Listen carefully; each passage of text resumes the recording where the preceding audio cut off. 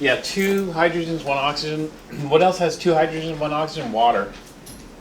And so this is not carbon with a bunch of water molecules stuck on it.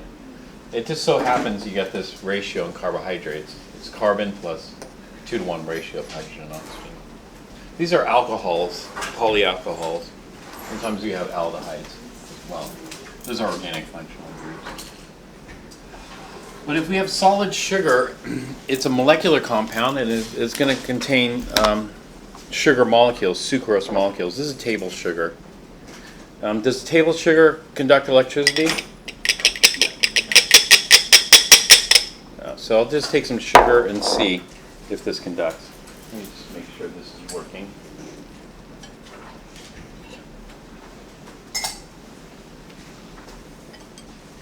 Do you see any?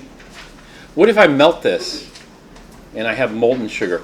I have to be very careful when I melt this, but if I melt this and I liquefy the sugar, will that conduct electricity? It won't conduct electricity because what am I lacking? I have mobility now, but I'm lacking charge. You know, the sugar molecules are neutral, strictly. So I'm not going to melt this because I'll probably burn it.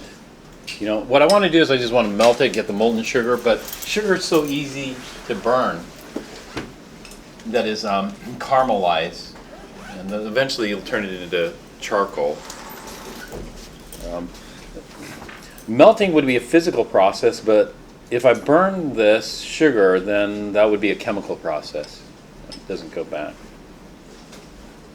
But instead of freeing up the molecules by melting them, I could try freeing up the molecules by dissolving it in water. Sugar, does it dissolve in water? Yeah, it does. So let's try to dissolve it in water and see what happens.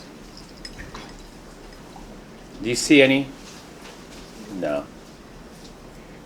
Okay, so now I have mobile sugar molecules in water, but they still don't conduct electricity because they still don't have charge. Okay, after sugar comes what? The end of part 1. Okay, let's move on to part 2. Part 2, what's the part 2 number 1?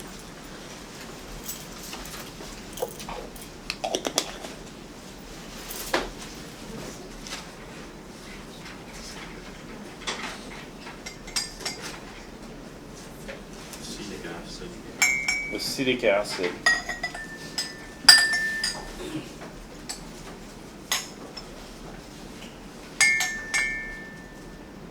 So sugar is a non-electrolyte? Sugar is a non-electrolyte, yes.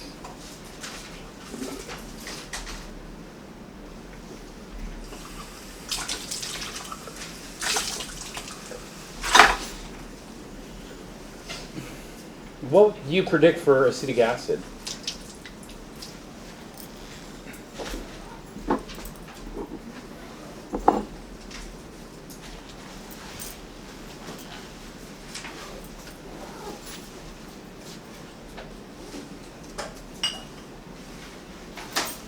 All right, so I have some acetic acid here. It's a CCS. CCS stands for clear colorless solution. And so let's check this here for conductivity.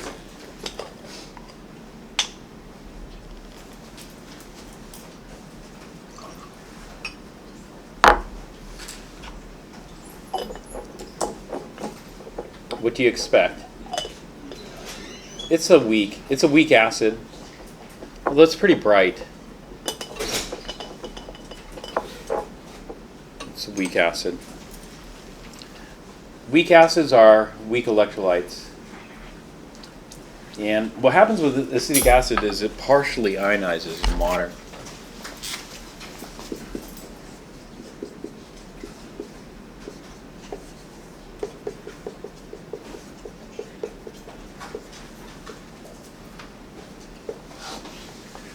Really, it comes out to about greater than 99% this, and about, actually less than 1% this. That's what we end up with. This is the more compact, abbreviated form. But what happens with acetic acid, this is acetic acid in water. What happens when we have acetic acid in water? Actually, let me draw out the Lewis structures for this, because maybe it'll be easier to see.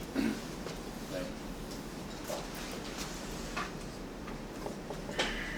Acetic acid can also be written CH3COOH. And when we put in water, we have an acid-base reaction that occurs here. And that is water being a Bronsted base. Bronsted bases are proton acceptors, or Lewis base, electron pair donor. Water is going to try to pluck this hydrogen off acetic acid. This to form acetate.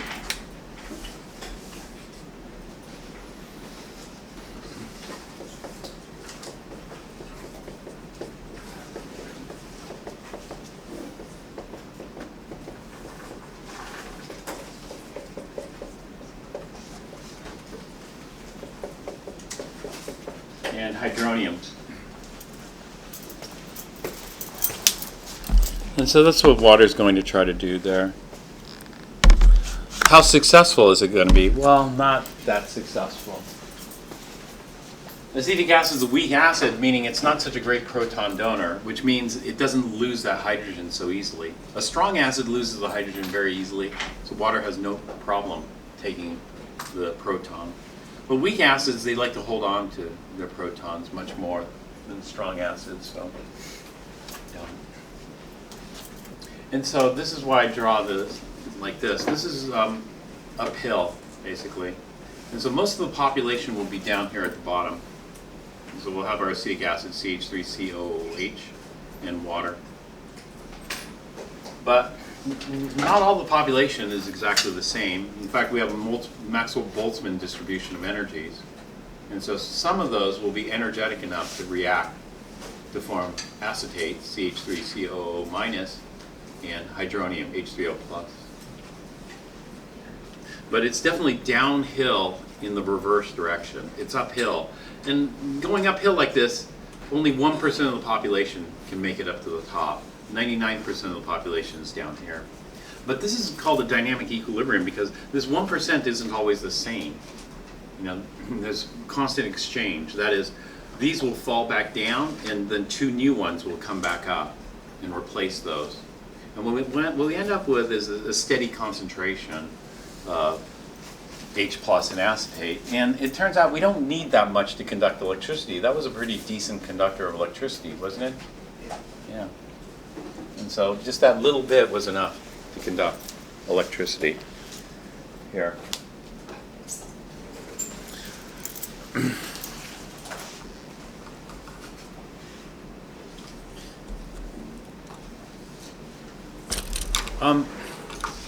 What happens if there's no water around?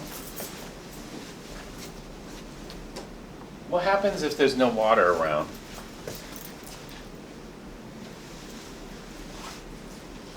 Something interesting happens. You know, remember this is shorthand here. This could happen as well. It could just dissociate. You know, there's vibrations. Maybe the vibrations get a little bit too violent and dissociates. Because there is a thermal distribution, Maxwell-Boltzmann distribution of that as well, the vibrations. If there's no water around, we call it glacial acetic acid. Glacial acetic acid is a term we use for pure acetic acid here. Here it is.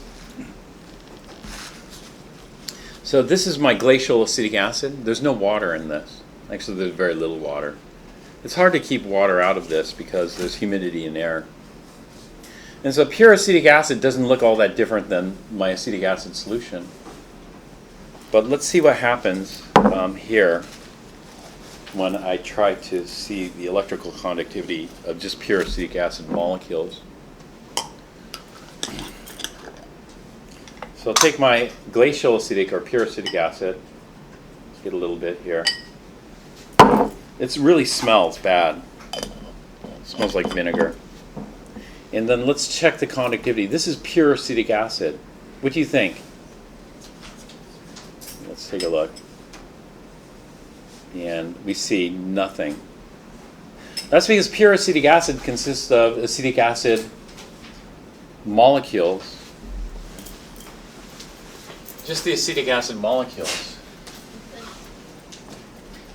We need a little bit of help for this dissociation. You know, this dissociation can happen, but when you look at the population based on the Maxwell-Boltzmann distribution, the population is very small, so we create barely any of these. The little bit of help we need is some water, because what's water going to do? It's going to pull off or try to pull off the protons, the hydrogen. So let's add some water to my pure acetic acid, and then let's see what happens here.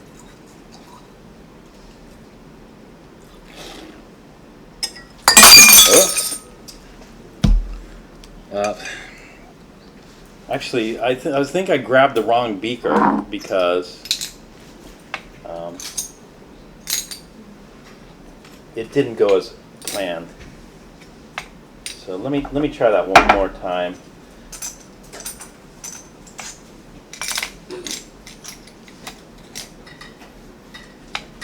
All right, if you do break glass, we have a glass waste over here. You got to watch out because cuts are one of the most common lab accidents, and I've cut myself a bunch of times from broken glass.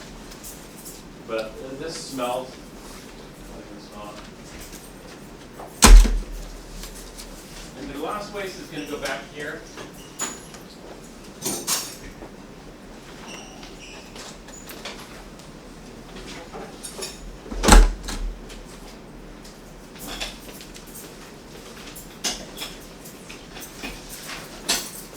Into the sharp spots.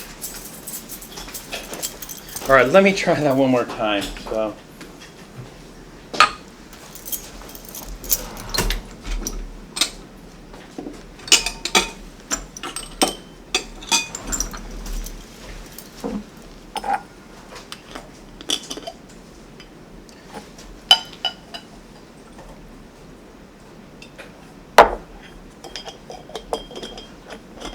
Be more careful this time. So glacial acetic acid, we see doesn't conduct. And then I'm going to add some DI water to this. Let me make sure this was DI water.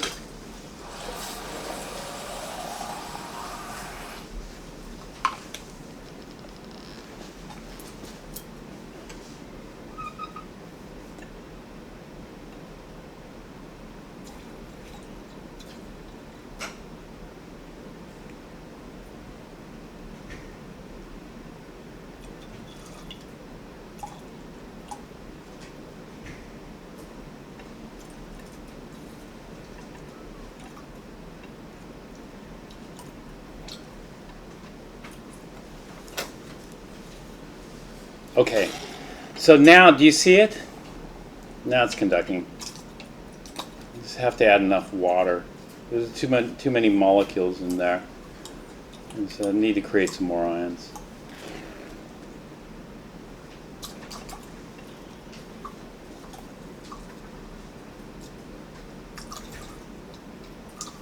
Okay, and so now we have some what we call hydrolysis. That is, the waters, hydrolysis means breaking apart water, but in this case the water is going to attack the acetic acid and pluck off the protons here. If I relied on ionization alone, the population is very small because this ionization alone, I have no help in breaking off the hydrogen. You know, we just have to have a massive vibration in which the hydrogen breaks off by itself. You know, but if I have water here, the water is going to help break off that hydrogen quite a bit easier. And so this didn't conduct pure, but remember, this is shorthand because do protons exist in water? No. And so when I see something like this, what I'm visualizing is this, you know. But sometimes I don't want to write all this out, so I just write it like that. It's easier. All right, so that was acetic acid. Okay, what we're going to do for this, do you see glacial acetic acid there on the report sheet? No. But you're going to, I was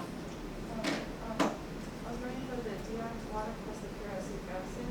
So we want to use that water twice, so we call it a leach structure and we go like that. yeah, right.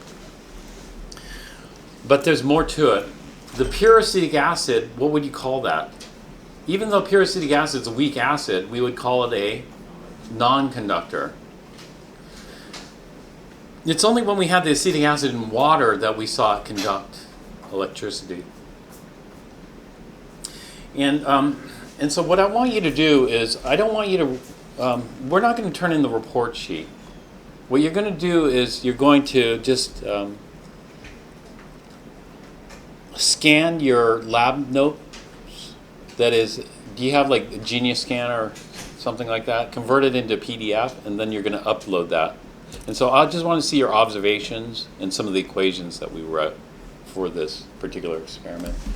And so things like major species and minor species, don't worry about that. What I'm looking for are your observations for this experiment. So if we did, acetic acid's okay. It makes sense to do major species and minor species for acetic acid, but for tap water, it doesn't really quite make sense to do major species and minor species because we don't know what the species are in tap water other than water molecules themselves. So I just said dissolved salts. For acetic acid, what's the major species, what's the minor species? For acetic acid, I said this is about 99%. And this is about 1%. And so here, it's not so hard. Acetic acid and water, the major species are molecules, acetic acid molecules and water molecules. The minor species would be the acetate ions and the hydronium ions. For glacial acetic acid, we only pretty much have just one species, the molecules, because it's too hard for that hydrogen to break off by itself. And therefore we didn't see much electrical conduction with the pure acetic acid. He wants to add a row for glacial. Yeah, I see you already made up your thing. Just add it at the end. Put a little asterisk and put it somewhere at the end or someplace. It's good to prepare it like that. That's good.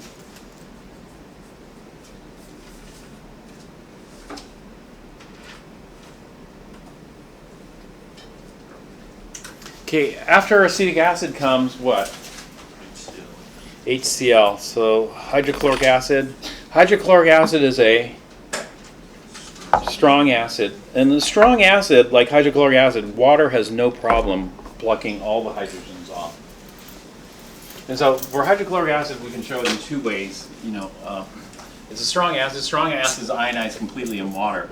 And so we could say, so the HCl ionizes to H plus and Cl minus. Or we can say hydrolyzes completely in water. So HCl plus H2O is going to yield H3O plus and chloride in this case.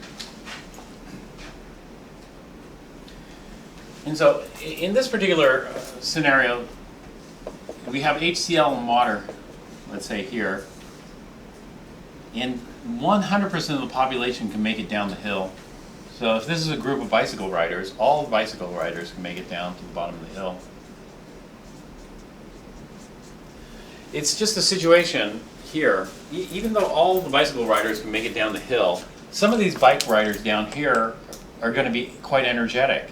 And those quite energetic ones might not want, get bored or something and might want to try to make it back up the hill going back. But in this case, this hill is very steep and long.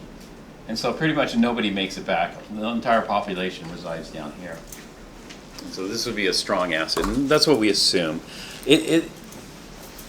However, it's not 100% true. It's not 100% true because if I have HCl, which is here, do you know what happens if I leave the cap off? This? If I leave the cap off, I can start smelling the HCl. It smells bad. And it burns your nose and your throat. You don't want to smell it too long. But you know what that is? what that is that some of these can actually make it back up the hill and make HCl molecules. When they make HCl molecules, those molecules can leave the surface of this, and that's what you detect. You know, hydrogen chloride molecules that are forming. And so here, the major species here would be hydronium and chloride, and there would be no minor species. However, that's not 100% correct, because there is a tiny minor species of HCl. And so in the airspace above here, there's some HCl molecules that escape the surface of this. And so it turned out that some of these were energetic enough to climb back up. But there's so few. You know, it's like pure water. In pure water, DI water, let's say, we know that there's some hydronium and hydroxide, but was that enough to cause any current? No. And so it's the same type of situation as this. It's negligible, the amount, but you can smell it. And so it's not really completely negligible. We don't want to smell hydrochloric acid. Not good for you. I can smell it. I had a little spill earlier, so the beaker had some sodium. You know, sodium hydroxide, one of the ways you can tell you have sodium hydroxide is very slippery. The beaker was very slippery. I'll make excuses for dropping that. But anyway, this is my hydrochloric acid. What do you think? Yes. Yeah. Hydrochloric acid. Strong electrolyte, strong conductor of electricity. That's hydrochloric acid without water? Or This is hydrochloric acid with water. Hydrochloric acid without water is hydrogen chloride gas molecules.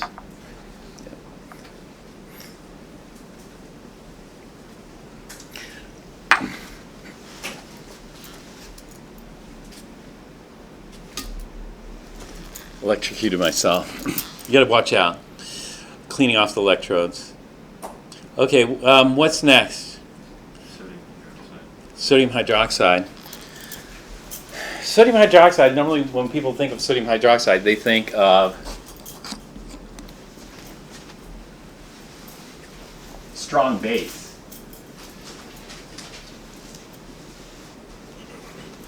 Let me go back to this. HCl gas is soluble in water and it forms HCl aqueous. HCl aqueous is a strong electrolyte and it's going to form these ions over here. That's what we have.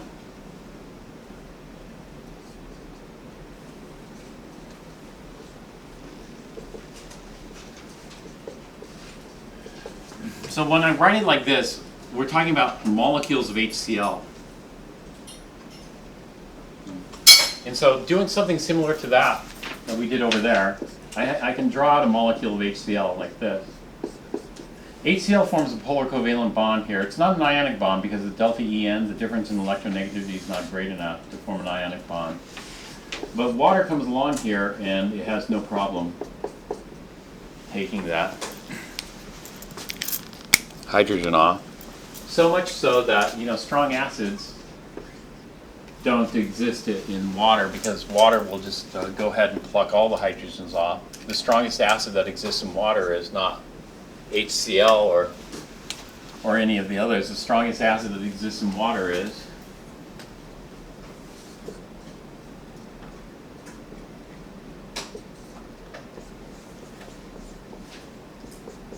hydronium.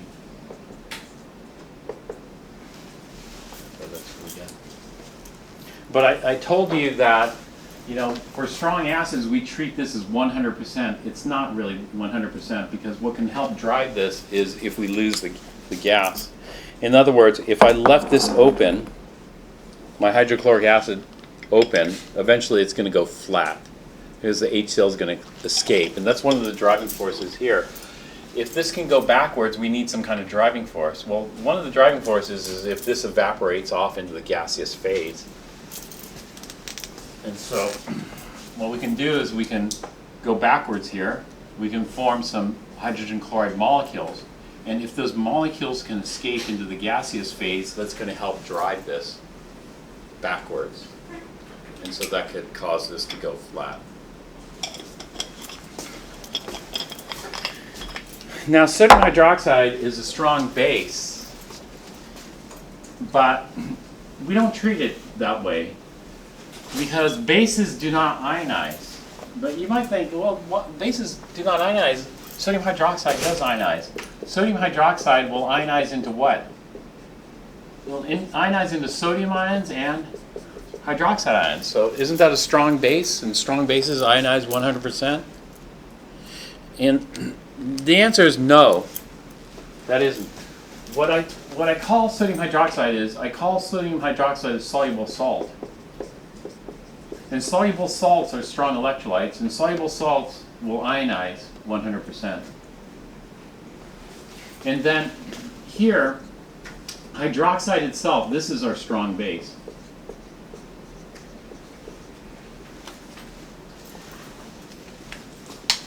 Now bases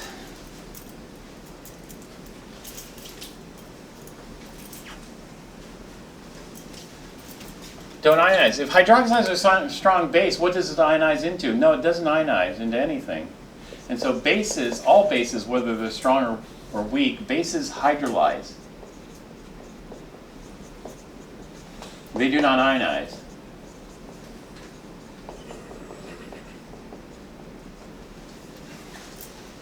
And so hydroxide will hydrolyze water. And so hydroxide's base is going to try to pluck a hydrogen off water.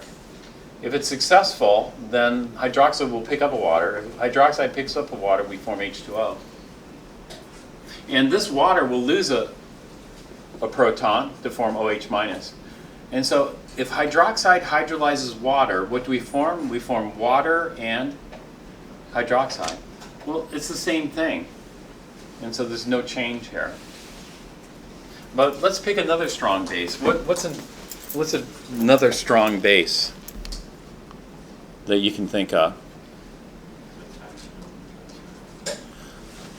Well, potassium hydroxide is kind of the same thing. Potassium hydroxide is a soluble salt, and the soluble salt is going to produce hydroxide.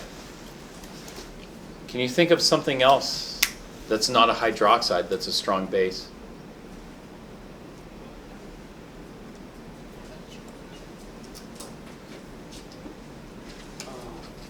Ammonia. Ammonium or ammonia? Ammonium is actually, ammonium is not a good base because bases are proton acceptors. And if I look at ammonium, does ammonium have any more room left for accepting a proton? Is there any? There's no more room left. And so ammonium is only an acid.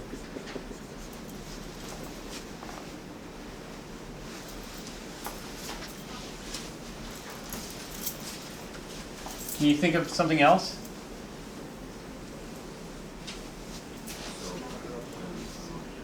Ammonia. Ammonia has room. Bases are electron pair donors. This is delta minus here. So it could accept a proton. Ammonia is kind of interesting because ammonia is both an acid and a base. So for example, if ammonia accepted a proton, do you know what forms? Ammonium.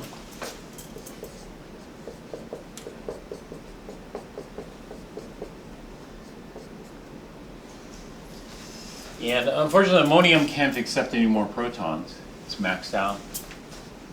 But ammonia, if it loses a proton, it's called an acid. Or no, it's not losing, it's gaining a proton. If it gains a proton, it's called a base. However, ammonia can lose a proton too. If ammonia loses a proton, then we call it an acid because acids are proton donors. So if we lose an H+, what are we left over with?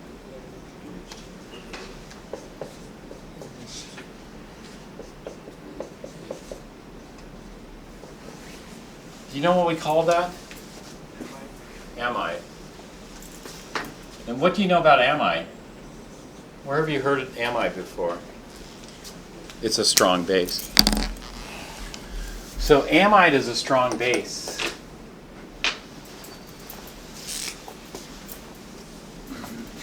What does amide ionize to?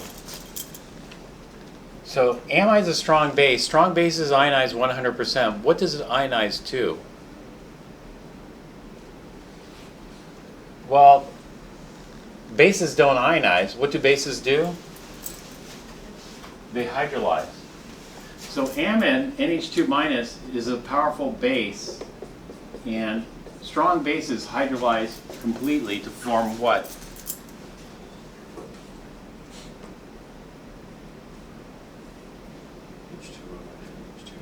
Well, this amide is going to pluck a proton off hydrogen.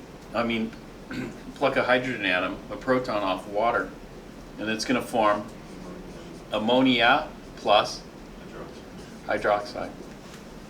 So this brings up the saying, the strongest base that can exist in water is hydroxide.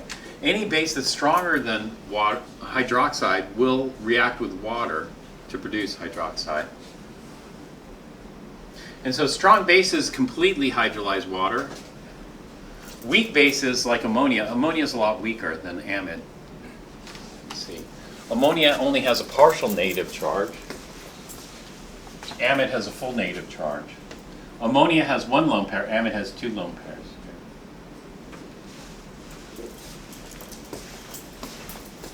So ammonia is a lot weaker base, but weak bases weakly hydrolyze water. And so here, the base will pick up a hydrogen from water to form ammonium, and we'll have hydroxide. Form some ammonium and hydroxide. It turns out that ammonia is about as strong as acetic acid. So ammonia as a base is about as strong as acetic acid is as an acid. So we end up with this ratio, about a 99-to-1 ratio. So 99% of the population will just be ammonia and water molecules, and 1% will react to form ammonium ions and hydroxide ions. And so bases hydrolyze, they do not ionize. So we don't ionize ammonia, we don't ionize any base. Whereas acids we might be tempted to ionize, like HCl. Soluble salts we ionize. They ionize into sodium ions and hydroxide in this case. But bases do not ionize. Bases hydrolyze.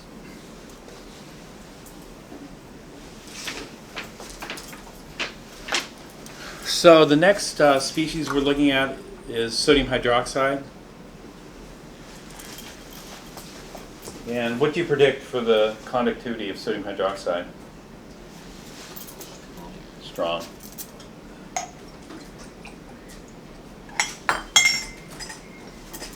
Let's take a look.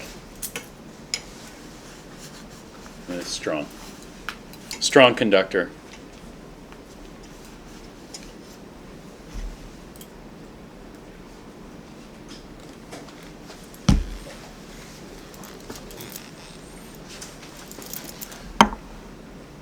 Okay, after sodium hydroxide comes ammonia. And ammonia should be a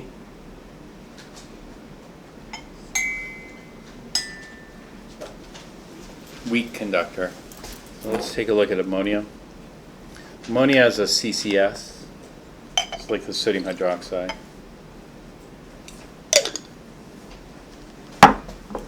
We got a lot of ammonia here.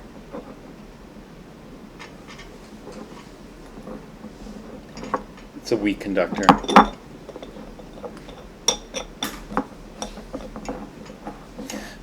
This is 1 molar ammonia solution.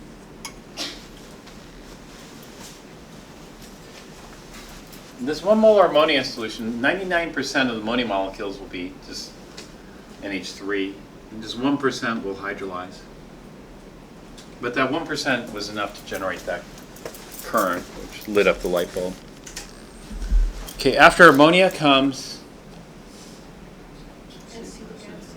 acetic acid and ammonia.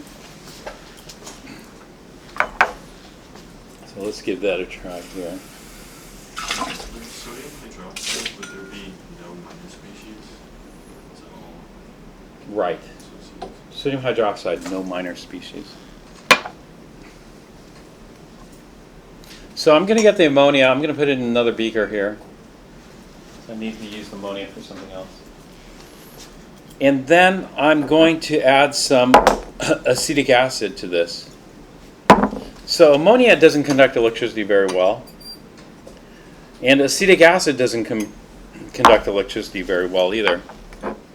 And so I have my glacial acetic acid here. Let's find my other acetic acid.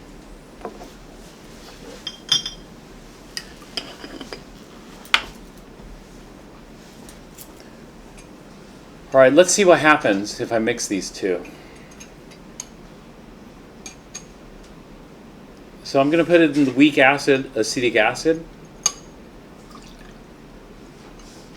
And then what do you see there? Strong conductor. And so I'll take a weak conductor, ammonia, and another weak conductor, acetic acid. And I end up with that. And so what happened there? Let's take a look. These are pretty much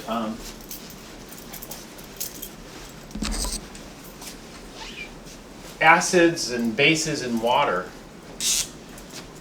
For ammonia and acetic acid, I have ammonia is stronger base than water, and acetic acid is stronger acid than water, and so therefore I'll have this reaction occur. And so what forms here?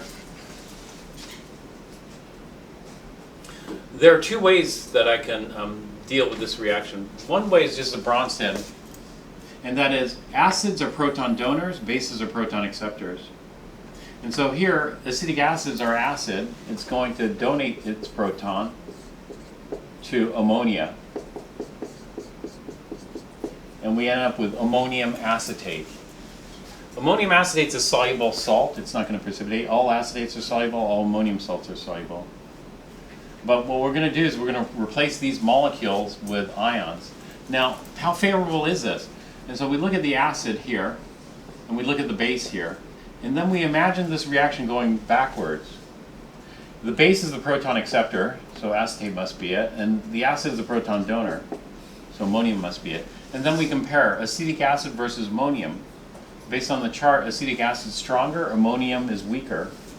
Ammonia versus acetate. Ammonia turns out to be stronger, this turns out to be weaker. So we have driving force here. And so what we did was we have reaction to form ammonium acetate, these ions. That's one way. The other way of handling ammonia we'll talk about shortly. Okay, that's part 2. Let's move on to part 3. Part 3 is reactions in aqueous solution. So what's the first reaction? Reaction 1 that we were doing there? Lead to acetate and sodium. Okay. Lead to acetate and sodium carbonate.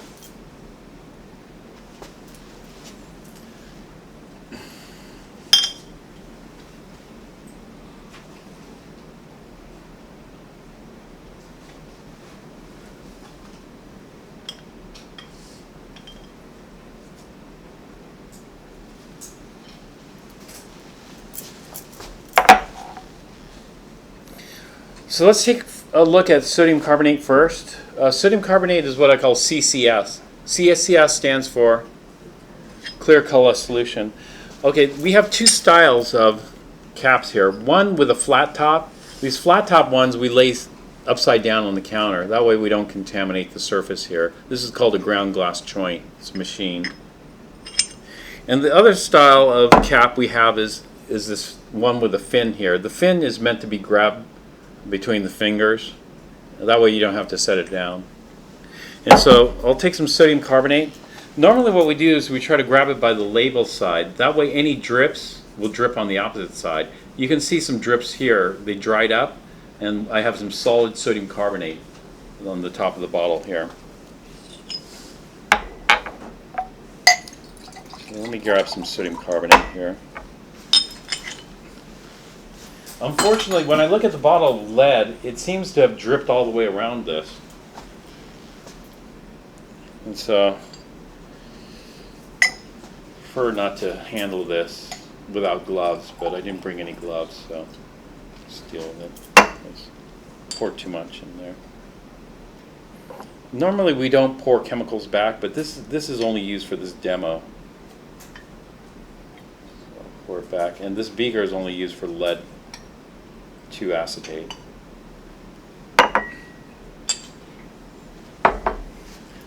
All right, let me just rinse off.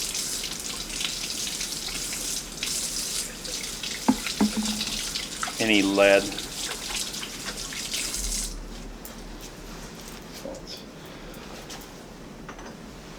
All right, so lead 2 acetate plus sodium carbonate. What we're going to do first is we're going to just predict what's going to happen.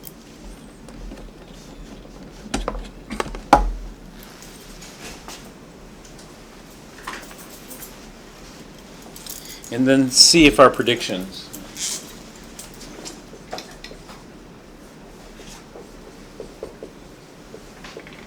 are correct. And so lead 2 acetate, all acetate salts are soluble. So this is aqueous. I'm not going to write aqueous because most things are aqueous. And therefore what I'm going to do is I'm just going to write non-aqueous states. Okay, then plus what?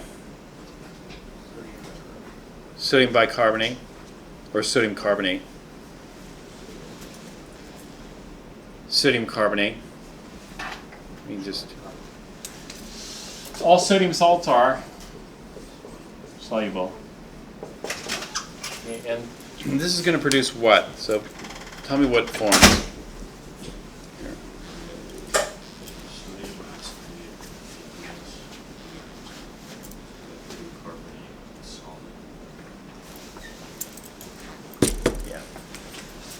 Sodium acetate and lead 2 carbonate. And you said lead 2 carbonate solid, right? Carbonates, phosphates, and chromates are all insoluble except for group 1 and ammonium. So this should precipitate. All we need is one driving force, and we have a driving force here, precipitation.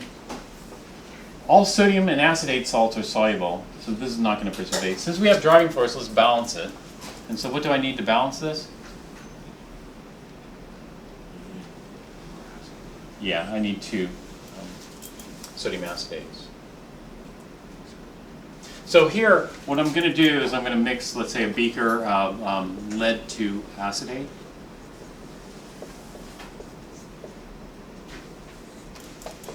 And a beaker of sodium carbonate. Lead 2 acetate, is that a strong, weak, or non-electrolyte? It's strong. Soluble salts, acetate salts are soluble, strong electrolytes. So in this beaker, what do I really have? Do I have molecules of lead 2 acetate floating around there? No, I'm going to have lead 2 ions and acetate ions. And so for every lead 2 ion I break off, I'm going to break off 2 acetates.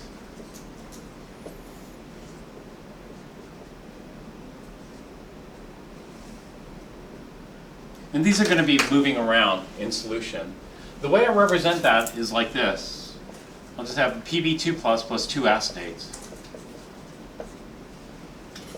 And so what we call this is the complete or the conventional equation. And so if I have a beaker that's labeled lead 2 acetate, yeah, that's normally the way we'd label it, conventional way. And then this shows the major species in solution. The major species in solution are the ions. We don't have formula units or molecules of this. And so this is called the ionic equation. In the ionic equation, we break apart the soluble salts and the strong acids. So sodium carbonate, strong electrolyte, weak electrolyte, or non-electrolyte? Strong. So this is going to break up into 2 sodiums and 1 carbonate in that ratio. So for every carbonate, I'll have 2 sodiums. And so I'll just do 2 sodiums and a carbonate here. Keep things balanced. Okay, when I mix those two together, I'm going to get a precipitated lead-2 carbonate. That should sink to the bottom eventually. So this is my lead-2 carbonate.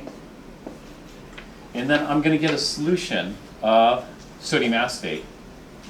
So this is the sodium acetate. We get 2 sodium acetates plus Pb. Actually, sodium acetate, though, is that strong, weak, or non-electrolyte? Strong. So sodium acetate doesn't stay together. Sodium acetate breaks apart. So for every sodium, I get 1 acetate. And I have 2 of them, so I'll get 2 each. So this is going to go to 2 sodiums plus 2 acetates.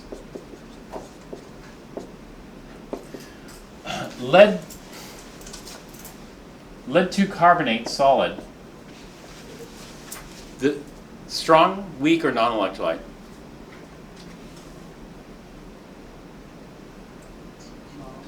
Non. And we just leave it alone. PbCO3 solid. So when I mix these, what ions reacted? And so I have something called the NIE, the net ionic equation. The net ionic equation, like for example, acetate didn't react, sodium didn't react. The only ions that reacted were the lead ions with the carbonate ions. So this is my favorable ion combination. Everything else is a spectator. And we end up with lead-2 carbonate, solid. So if I mix these together, I expect the lead ions and the carbonate ions to combine to form a precipitated lead-2 carbonate. And so let's try that out. Do you want us to write the CEIE and NIE for all these reactions in the lab notebook? Yes. The question is, do you want me to? Do I want you to write out all these equations? Yes. Wait a minute. There's a report sheet and there's a space for that in the report sheet, but I'd like it in the notebook. All right, what should I add? Should I add the sodium carbonate to the lead-2 acetate, or the lead-2 acetate to the sodium carbonate, or does it matter? It doesn't matter. So what I'm going to do is, you know what I want the limiting reagent to be? I want the limiting reagent to be the lead, because I don't want any excess lead solution, or lead ions. And so I'm going to put some lead-2 acetate in here, and then I'm going to add excess sodium carbonate to make sure I capture all the lead ions.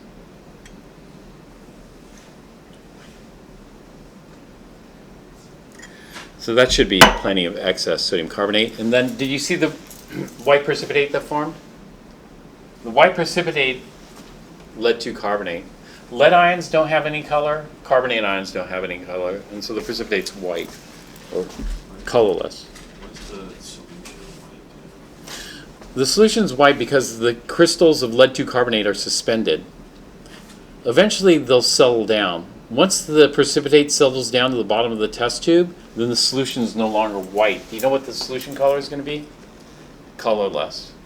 What's an example of a heavy metal salt that's a weak electrolyte? A heavy metal salt that's a weak electrolyte would be, let me give you one. PbCl4. That would be a heavy metal salt that's a weak electrolyte. PbCl4 mainly forms molecules, but some of those molecules can break apart. So it's not so ionic. Hg2Cl2. It's another one. These Hg2Cl2, actually this is a solid, so we consider it a non-electrolyte because it would be precipitate. And so maybe not that one. HgCl2, however, is different. And so HgCl2 actually forms molecules, and these molecules can partially dissociate into the ions. Those are some heavy metal salts. But we really aren't going to encounter those much, so don't really worry about it too much. What are the heavy metals? Yeah. I was looking at a list like chromium-6. Heavy metal or not a heavy metal? Chromium-6. People classify chromium-6 as a heavy metal. Lead, for sure, heavy metal. Mercury, heavy metal. Thallium, heavy metal. But what about beryllium? Beryllium is one of the lightest metals. This is why it was used in aerospace. It's light and structurally, it's strong. You wouldn't want to use lithium. Lithium's too dangerous. One, it's kind of weak structurally, and two, it's the most powerful what on the periodic table? Most powerful reducer. And do you recall what happens when you take sodium, a less powerful reducer, and put it sodium metal in water? Yeah, well, the same thing. You know, if you try to build a plane out of lithium metal, it's not going to last if it rains. All right, so what we have is, this is called a suspension, this cloudy suspension. We can get rid of the cloudy suspension in different ways. Number one, we could filter this. If I filtered this, then I can get rid of all this white precipitate and I'll be left with a CCS of sodium acetate. That's number one. Number two, I could try to coagulate this suspension. There's ways of coagulating this suspension. Does anybody know one way of coagulating a suspension? The coagulation is a process where you take the tiny crystals and you clump them together, form bigger crystals, and they just fall down. One of the most common ways of coagulating a suspension is by heating this, close to boiling. If I heat it, then these small crystals can collide together to make bigger crystals, basically, or agglomerations of crystals. But what we can do is we can just wait for this to settle down, but it's going to take a long time because we're forming very small crystals. I can already see it at the bottom. There's a lot of precipitate here at the bottom. And the top is starting to clear up right there, just barely, the very top here. Let's see if coagulation actually works. And so I'll just get a test tube clamp like this.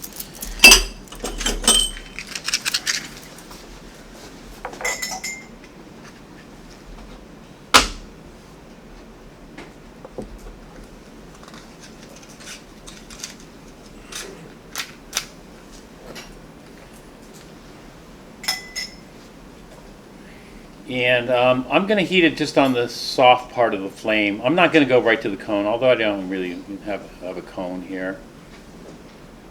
And I'll try to heat it up to coagulate. When I heat up a test tube like this, normally I hold it at an angle. And then this is easy because if it gets too hot, I can just move it away. So I don't want it to start splattering, bumping. But normally I get it somewhere close to boiling.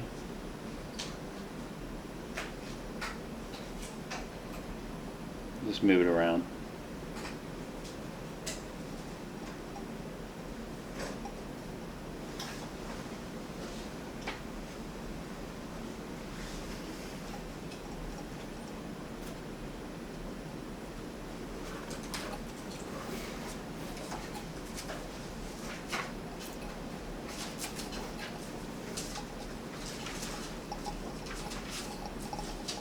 Do you hear it?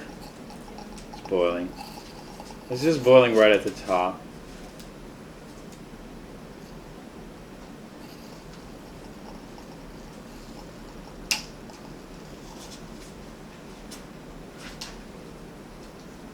Can you start to see it coagulating, or is it hard to see?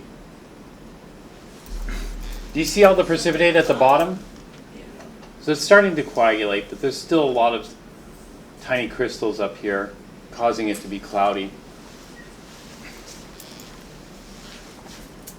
So So I could just continue this. This is called digestion. You're digesting the little ones to make bigger ones. We could do that. But it's going to take some time. You know, if I came back tomorrow, it would be completely settled. But I don't want to come back tomorrow and do this. And so what I'm going to do is I'm just going to let it settle as best as possible. And then what I'm going to do is this is reaction number 1. We're going to jump to reaction number 15. Do you see reaction number 15? What does that say? It says to add nitric acid to the precipitate from 1. Well, the precipitate is lead 2 carbonate, but you know, it's still suspended like this. And so what I'm going to do is I'm just going to go ahead and add nitric acid to everything here, and then see what happens. And so let me set this aside, and let's take a look.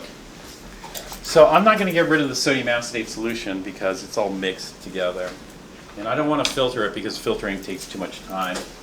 And so let's see what happens if I add nitric acid to the sodium acetate solution here. So I have sodium acetate. This is number 15, plus nitric acid. This is 15A. I'm going to divide it. 15A and 15B. 15A is nitric acid to the sodium acetate. 15B will be nitric acid to the lead 2 carbonate. Since I'm going to dump nitric acid into both. You know, we got to see if both of them react or just one of them react, or none of them.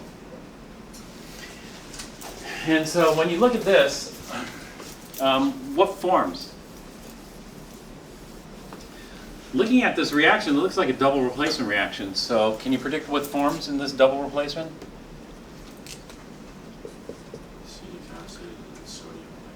Acetic acid and sodium nitrate. So do we have a precipitate? No. Group 1, it's not going to precipitate. Group 1 is not going to precipitate. No precipitate. Do we have a gas? No, neither of these form a gas. Do we have a stronger acid to weaker acid? Yes. We're going from nitric acid, which is stronger acid, to a weaker acid, acetic acid.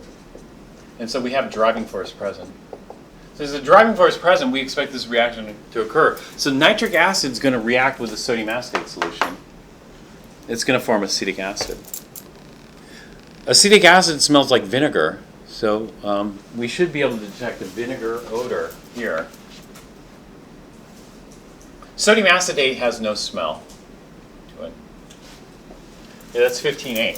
15B is what we're supposed to do. We're supposed to add the nitric acid to the lead 2 carbonate, the white precipitate. So if I add nitric acid to lead 2 carbonate, what forms?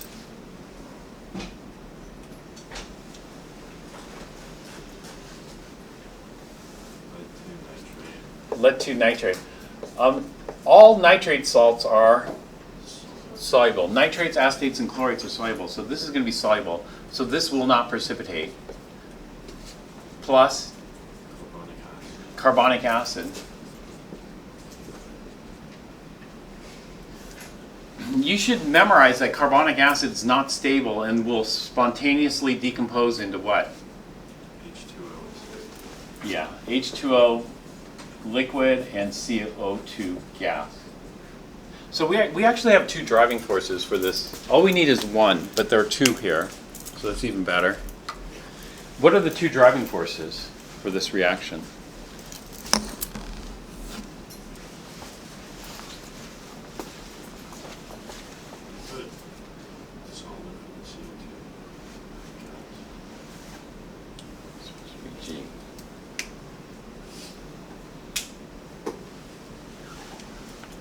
Yeah, gas formation is 1. When we have gas formation, we call effervescence. So it should bubble out.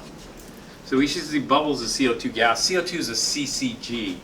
CCG is a clear colorless gas. And what's the other driving force? Stronger. Yeah.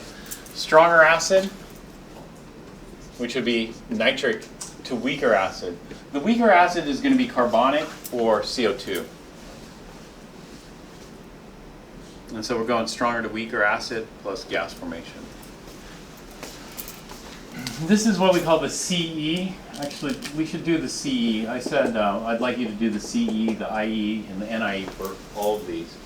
And so I forgot to do the IE and the NIE for the first one. So 15A, what's the ionic equation? So sodium acetate, leave alone or break apart? Break apart. It's a soluble salt. Soluble salts we break apart into sodium ions and acetate ions. Nitric acid, leave alone or break apart?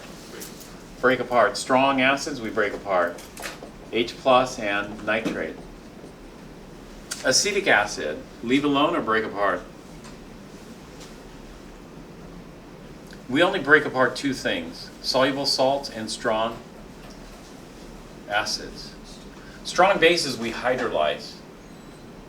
And so it's a little bit trickier with strong bases. It's a weak acid. Weak acids we leave alone. Sodium nitrate we break apart. It's a soluble salt. That's the IE, the ionic equation. The net ionic equation, we get rid of the spectators. So what didn't react? Sodium ions and nitrate ions. And so the NIE is just going to be acetate, likes hydrogen ions, to form acetic acid.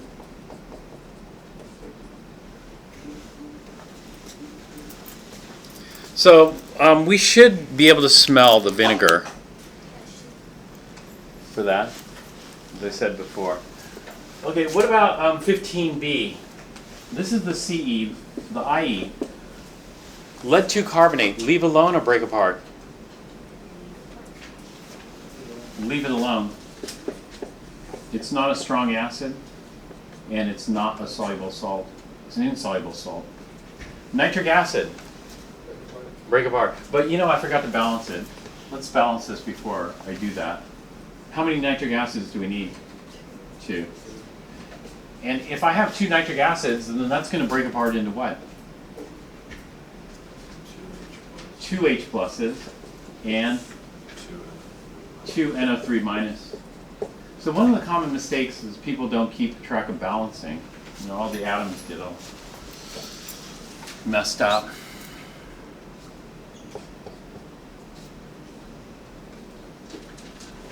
Okay, lead 2 nitrate, leave alone or break apart? Break apart. Soluble salts, we break apart. So lead 2 plus 2 nitrates. Okay. 2 most common mistakes. 1, they don't get the ratios right and the numbers right. And 2, they forget to write the charge. The charges all are important. H2O, leave alone or break apart? Leave it alone. CO2, leave it alone. And so this is the ionic equation. This tells us all the major species. And then we look for what species actually reacted. Well, the nitrates don't look like they reacted at all. And so it looks like the net equation, the net ionic equation is PbCO3 solid plus 2H plus yields Pb2 plus H2O liquid plus CO2 gas.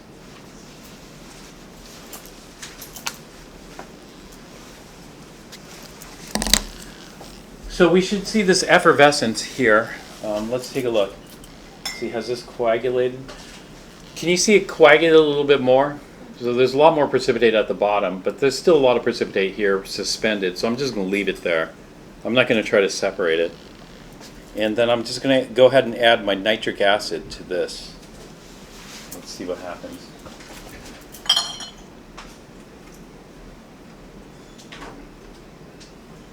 Six molar nitric acid. I guess that's it.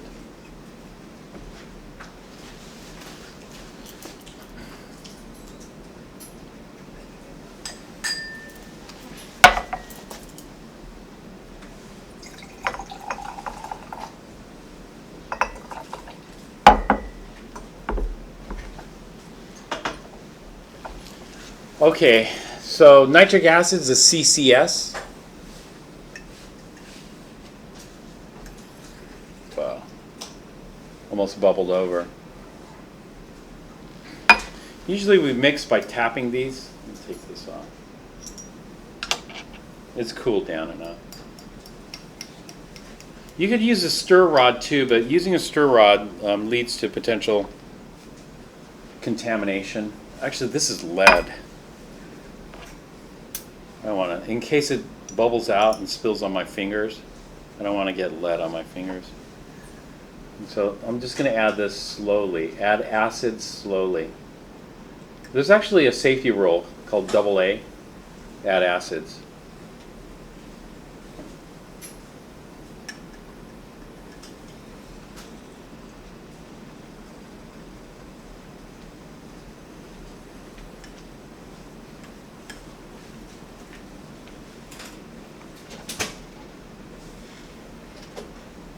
Have a little bit of precipitate right at the bottom there.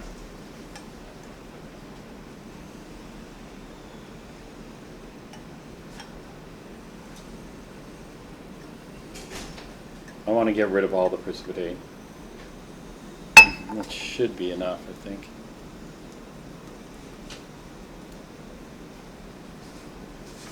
Okay, so all the precipitate disappeared. Do you see that? And I'm left with the CCS. Is that what we predicted?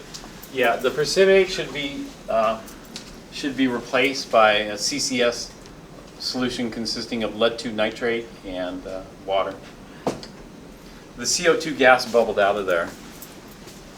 And so that's the last bit of precipitate solved here.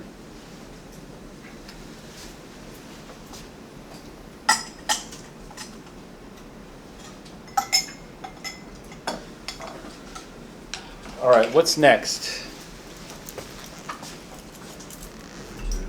Lead-2 acetate and sulfuric acid. Sulfuric acid is a CCS. Yes. This is 6 molar sulfuric acid.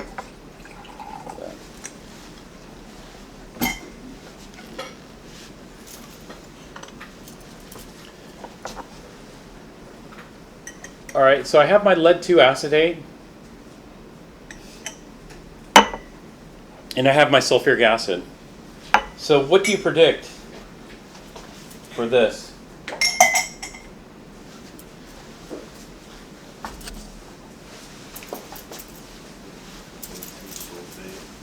Lead-2 sulfate and acetic acid. Actually, did I? I should have formed acetic acid in the last one. Let's see if I can smell any acetic acid here.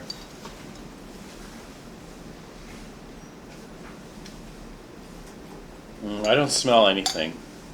Maybe it's too little to detect. I might try heating it to drug it off, but probably won't. Okay, so lead-2 acetate and sulfuric acid.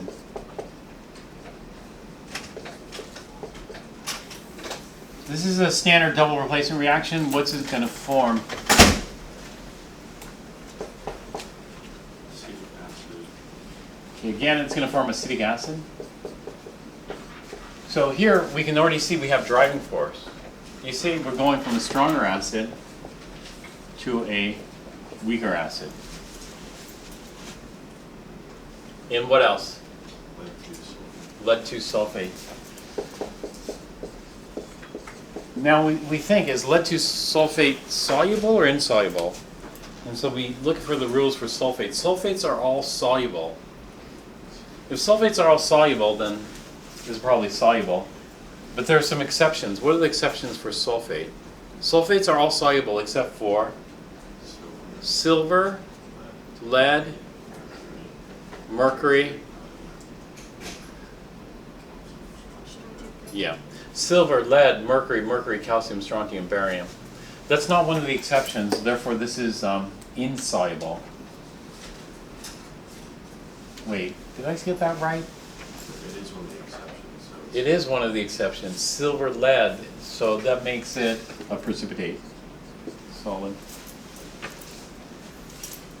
And so what we should form is a precipitate of lead 2 sulfate. And so let's see if we do that. And this is not balanced. How would I balance this? I need 2 acetic acids, and then it's balanced.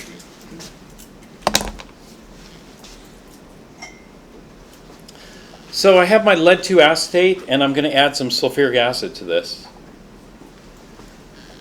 So 2 CCSs. Let's see what happens. I mix those. And I end up with you see? It's a white PBT. Lead ions are colorless, sulfate ions are colorless. So the white PBT is lead 2 sulfate here. Let's see if I can smell any vinegar.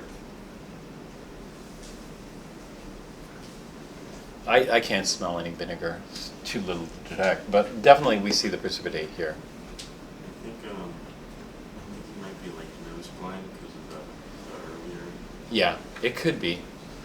I've been smelling that. Okay. Yeah, my nose has probably been desensitized. I probably can't smell vinegar right now very well.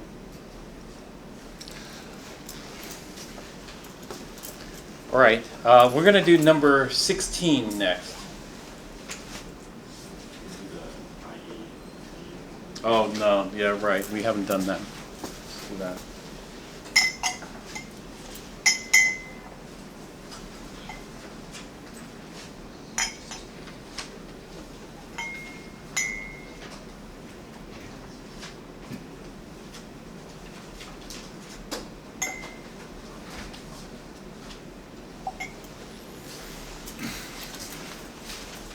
So this is called the CE, or the complete equation,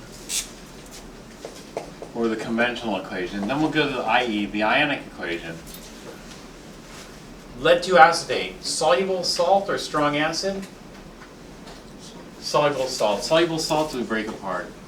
What's this going to break apart into? Pb2 plus 2 acetates.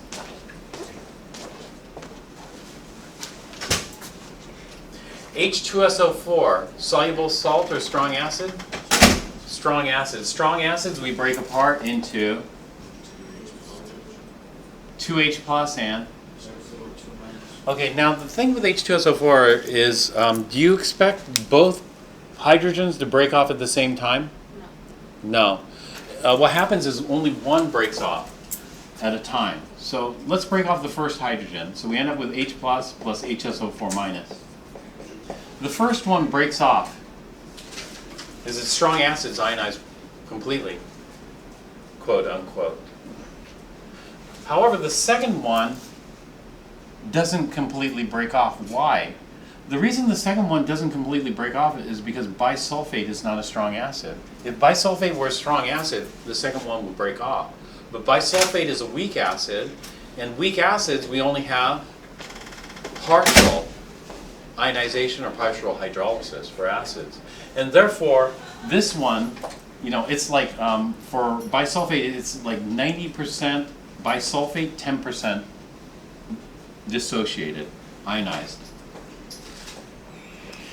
And therefore, the major species is bisulfate, and so we stop here. We do not write this 2H plus a sulfate, because both hydrogens do not break off completely. And so this always trips people up. And the reason is water is not powerful enough to pluck that second hydrogen off completely. Water can only pluck off about 10% of them. 90% stay. However, water is not powerful enough, but acetate is. Acetate will have no problem plucking that proton off bisulfate. No problem. And then we're going to form acetic acid. Acetic acid, do we ionize or just leave alone? Yeah, we leave it alone. It's a weak acid. Lead 2 sulfate is an insoluble solid. We only ionize soluble solids, so insoluble solids we leave alone. And so we end up with this. Okay, now we go on to the net ionic equation. The net ionic equation, we look at if there are any spectators. Are there any spectators? No. And so the ionic equation and the net ionic equation are the same. There are two driving forces for this particular reaction: stronger acid, weaker acid, and precipitation.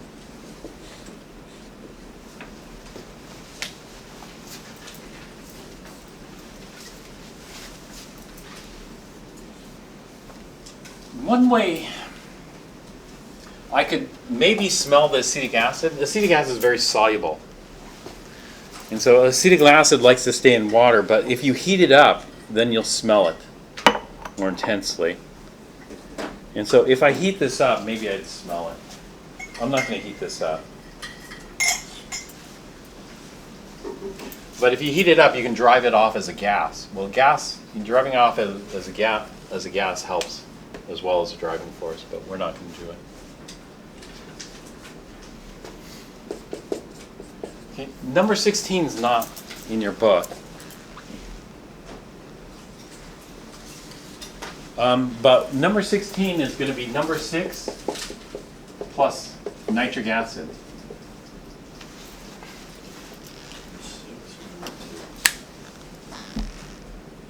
Number 2, sorry. Number 2 plus nitric acid.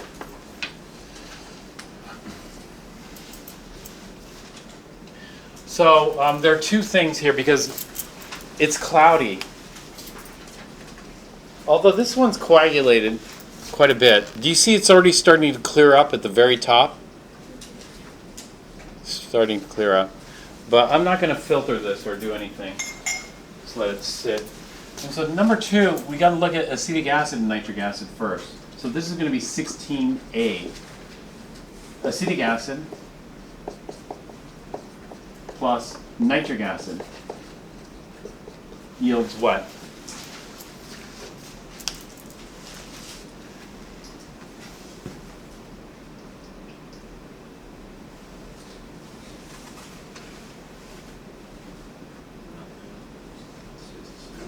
Yeah, that's going to yield acetic acid and nitric acid. And so basically there's NR. They're both acids.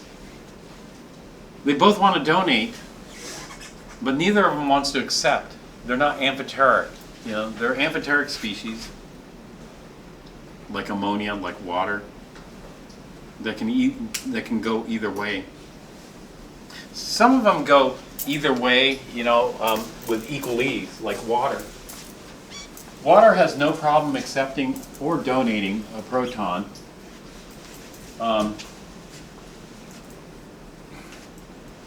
As long as there's driving force. So water can accept a proton, and then it's a base, and then it forms H3O+. Or water can donate a proton, and act as an acid to form hydroxide. Water has no preference, so it just depends. These random collisions, what you end up with, hydronium or hydroxide, it depends on what you reacted with. You're reacting with an acid and water's the base, or you're reacting with a base and water's the acid.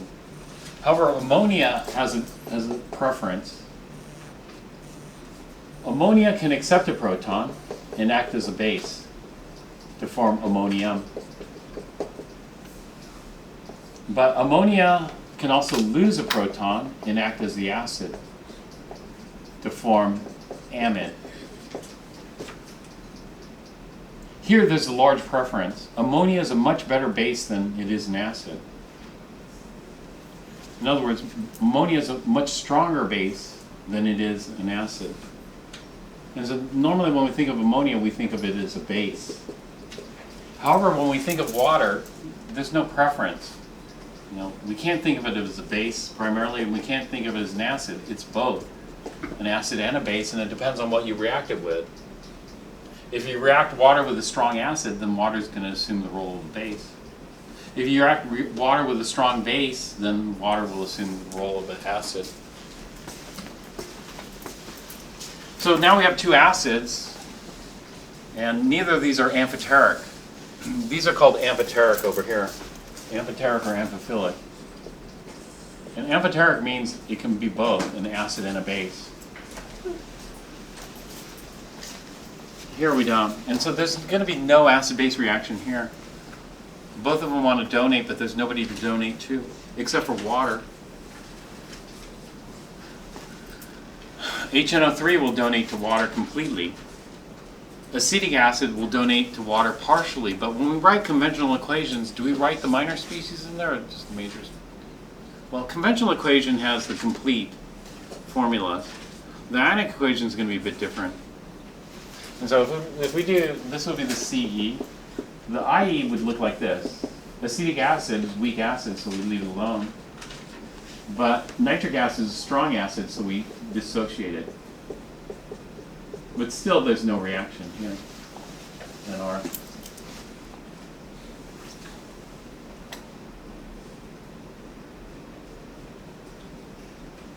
So we have two acids. This is just a mixture of acids. Okay, 16B.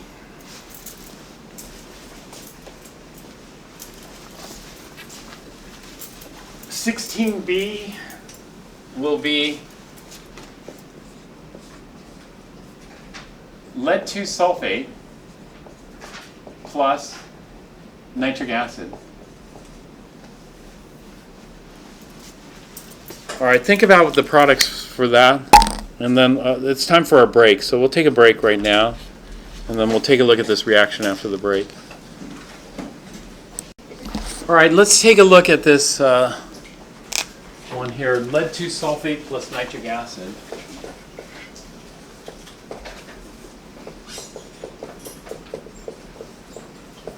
Okay, what do you expect to form here?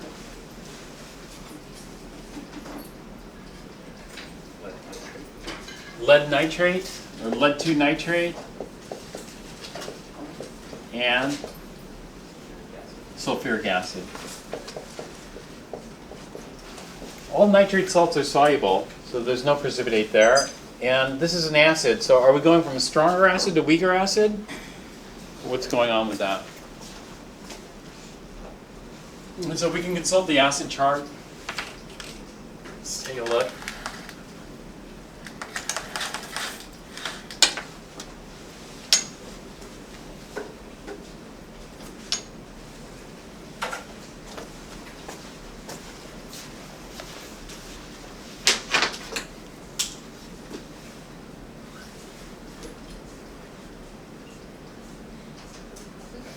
So we're going from nitric acid to sulfuric acid. So is that going from stronger to weaker or weaker to stronger? Is a scenario where we consider the leveling effect? Yes. Is this a scenario where we consider... Actually, that was a trick question. Are we going from stronger to weaker? No. Are we going from weaker to stronger? Yes, but there is the leveling effect. And the leveling effect means that these are equal strength in water. And so it's essentially a tie. And so what that means is that there is no driving force. We treat these equal in water due to the leveling effect.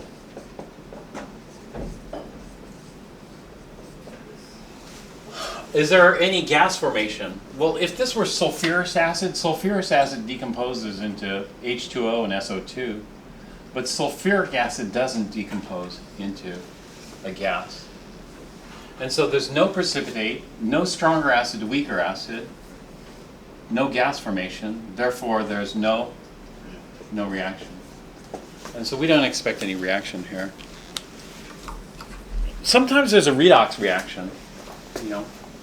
Depends on the conditions. Like over here, you know, we said there's no reaction because both of these are acids, but you know, acid-base chemistry is just one type of reaction. What are two other types of reaction? Metathesis. If you do use metathesis, it's the same thing. You know, AB plus CD yields the same thing. But there's one more type of reaction. What is that? Redox. Nitric acid is a good what? Oxidizer. And acetate, can you burn acetate? Is it possible to burn acetate? It is. Remember we talked about acetic acid. Can you burn vinegar? Yes. Acetate. And so it is possible that we have a redox reaction. And if we had a complete redox reaction, let's say nitric acid were able to oxidize acetic acid completely, do you know what we'd form? Complete oxidation of acetic acid yields. In other words, if we burn acetate completely, do you know what it burns to? Yeah. And so we would form CO2, gas. But, you know, this is in solution, it's not very concentrated. If I was using hot concentrated nitric acid, then I'd start to worry I'm going to have a redox reaction because nitric will probably oxidize this. But in this case, it's fairly dilute. There's 1 molar. Standard conditions are 1 molar. And so there is a potential for redox. Here there isn't because sulfate's already maxed out. Lead is not maxed out. Lead could go to 2+. So nitric acid being an oxidizer, sulfate's also an oxidizer in the presence of H+, but nitrate is better. And so nitrate might oxidize lead from lead 2 to lead 4. That's possible, but probably not that likely. Okay, now do you see that this precipitate coagulated nicely? And so most of it settled down here, and we have some colorless solution up here, CCS. Okay, this is the lead sulfate, and then what I'm going to do is I'm going to add nitric acid to my lead sulfate, and then let's see what happens here.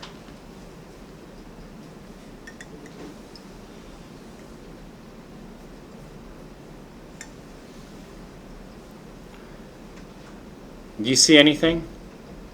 No. So number 1, yeah, I don't see anything. And so that looks like it for that. All right, what's next? Sodium hydroxide and lead 2 acetate. So you get some lead 2 acetate. And then some sodium hydroxide. Add to this.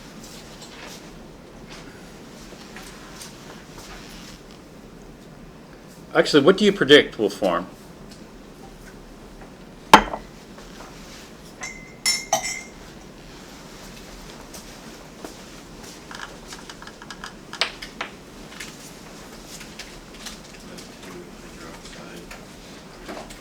Lead 2 hydroxide and sodium acetate. So if I take lead 2 acetate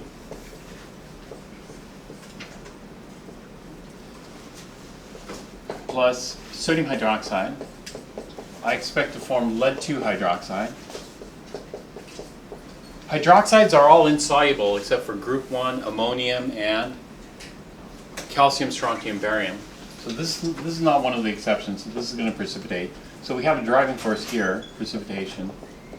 All we need is one driving force. Let's see if we have another driving force. The other product of this is sodium acetate. Here. Since there's driving force, let's go ahead and balance it. I'm going to need 2 sodium hydroxides and 2 sodium acetates. And that should do it. So I should get a precipitated lead 2 hydroxide. This is the CE. Let's go ahead and write out the IE and the NIE for this. Lead 2 acetate, we already know acetate salts are soluble, so we're going to dissociate this into a lead 2 plus 2 acetates. Sodium hydroxide is a soluble salt. All sodium salts are soluble. And so this is going to dissociate or ionize into 2 sodium ions and 2 hydroxide ions. This is not a soluble salt, so we leave it alone. It's an insoluble salt. This is a soluble. Sodium salts are soluble, acetates are soluble, so we are going to ionize this. 2 sodium ions and 2 acetate ions. Okay, the spectators here. Okay, lead reacts. Acetate doesn't react. Sodium doesn't react. And so it looks like the ion combination here, this is metathesis, favorable ion combination will be between lead ions, lead 2 ions, and hydroxide ions. And we end up with PbOH2 solid precipitate. Hydroxide's colorless, lead's colorless, so we expect a colorless precipitate or white precipitate. And so let's get my sodium hydroxide. Just had here. And let's see what we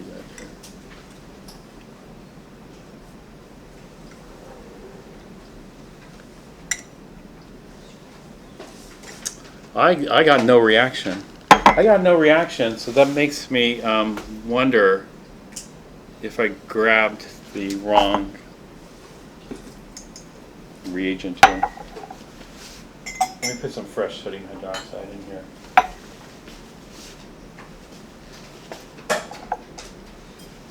try that again.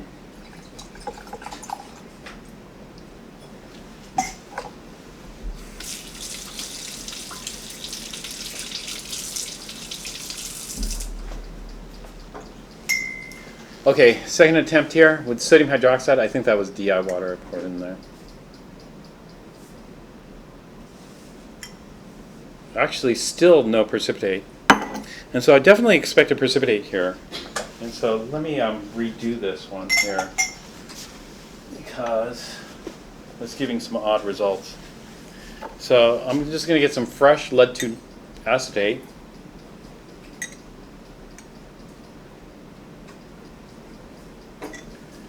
And some sodium hydroxide. Let's see what happens here.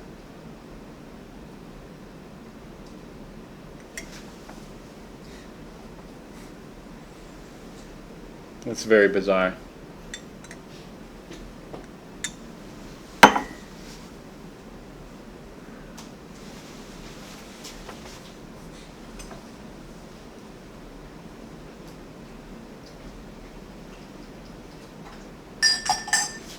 All right, let me redo that one more time here, just to make sure. And so I'm going to get some fresh lead 2 acetate. I'm just going to take it from the bottle this time.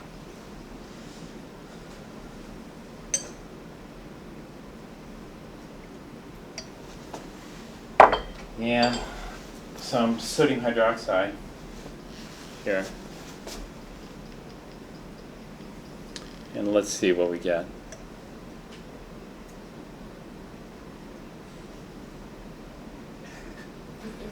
Oh. It's kind of wanting to form.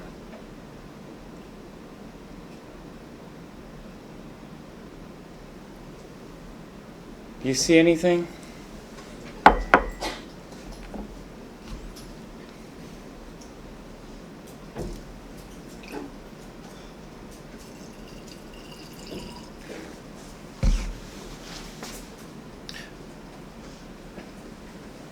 So, we expect hydroxides.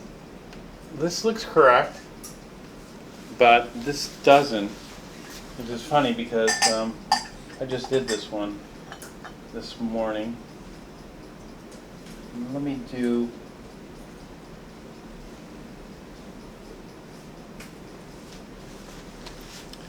one last time here.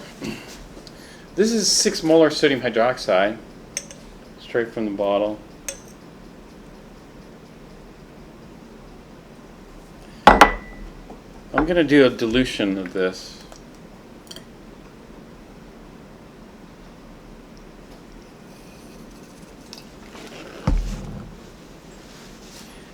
And then let's try the lead here.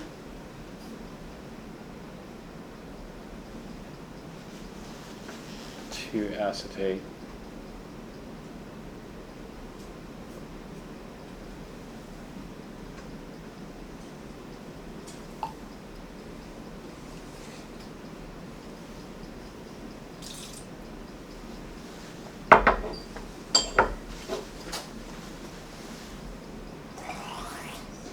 There's some soap bubbles, so maybe these test tubes won't rinse very well.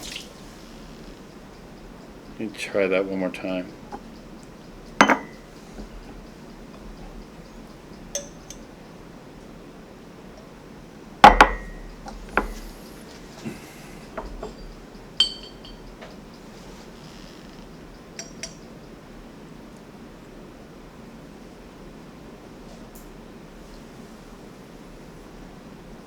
How bizarre. This is very bizarre. Do you think maybe one of the actual bottles were contaminated? Well, something's not quite. Yeah, something's quite wrong. This is a precipitation done many, many times. Would it matter pouring lead first and then lead? No, it doesn't matter. How weird. It's very weird. Let me just see here. All right, this is with sodium carbonate. Didn't we just get a precipitate with sodium carbonate?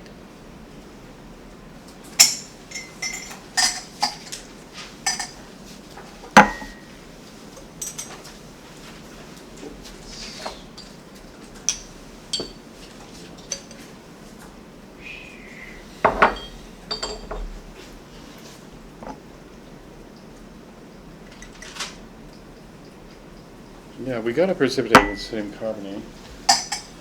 So I think it's something wrong with my sodium hydroxide.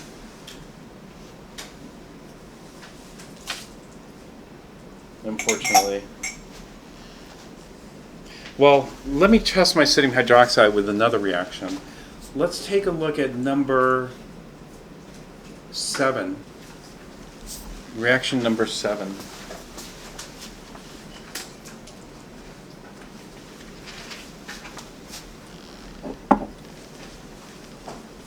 And I'm going to get some iron 3 nitrate here. Okay, iron 3 has a yellow color to it. You can see here. Nitrate's colorless. And then I'm going to add some sodium hydroxide to this. So if I take iron 3 nitrate plus sodium hydroxide, what should form?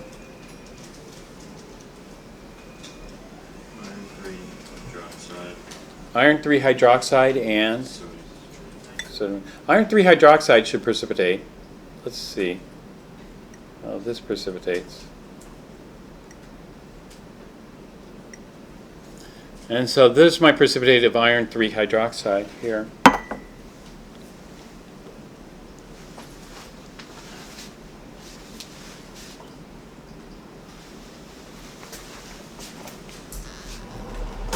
And so the weird thing is, why isn't the lead precipitating? Why isn't the lead precipitating? So let me take a look at the lead one more time.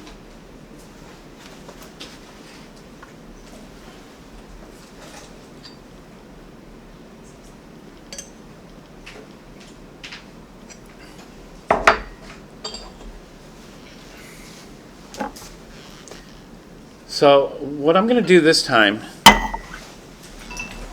is I'm going to just put a drop of the sodium hydroxide in to my solution. So I don't have a dropper, but I'll take a drop and drop it in here. I'll try to just get one drop.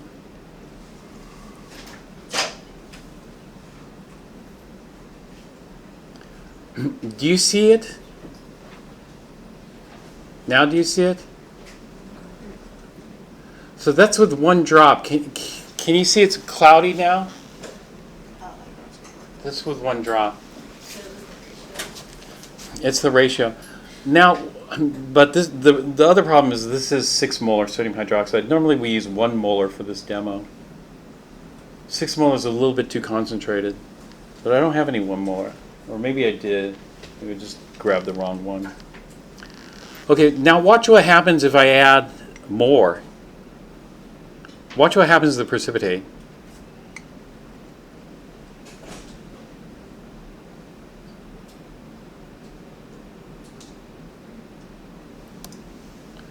Do you see what happened to the precipitate?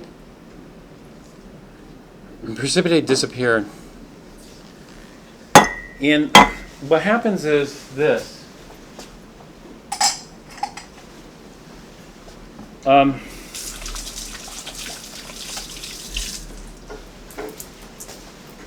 This is metathesis. What other types of reactions are there?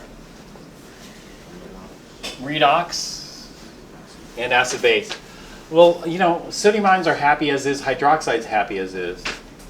Acetate is semi-electron rich. Lead-2 ions, it's hard to oxidize lead-4.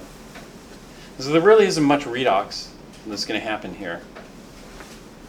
But I only talked about one acid base because when you look at this, sodium hydroxide is a base, and acetate, if you go on the chart, is also a base. So we had a mixture of two acids over here. The two acids were acetic acid and nitric acid. Nothing happened. And now we have a mixture of two bases here. The two bases would be acetate and hydroxide.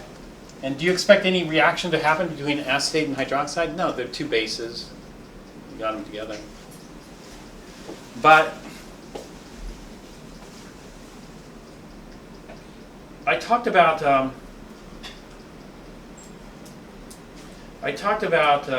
Bronsted acid-base reactions, and this chart that we use here is for Bronsted acids and bases.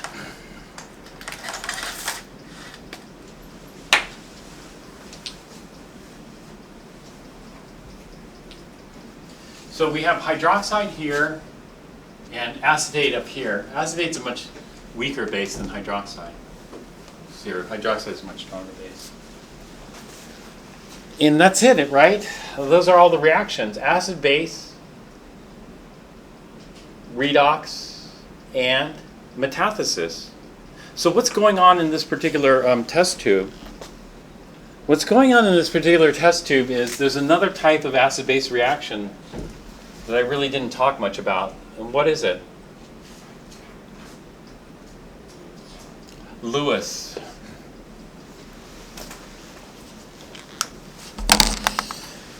And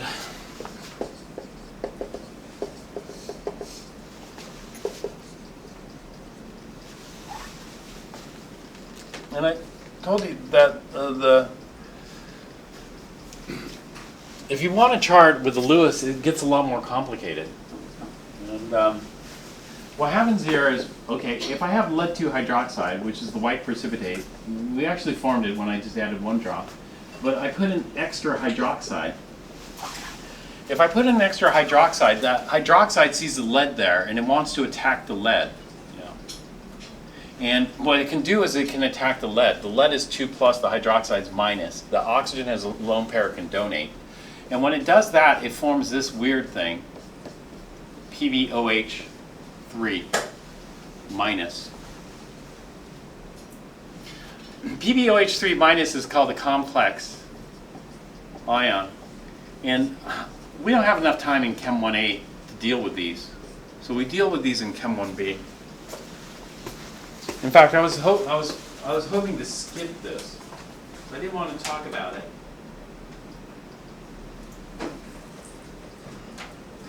Just yet.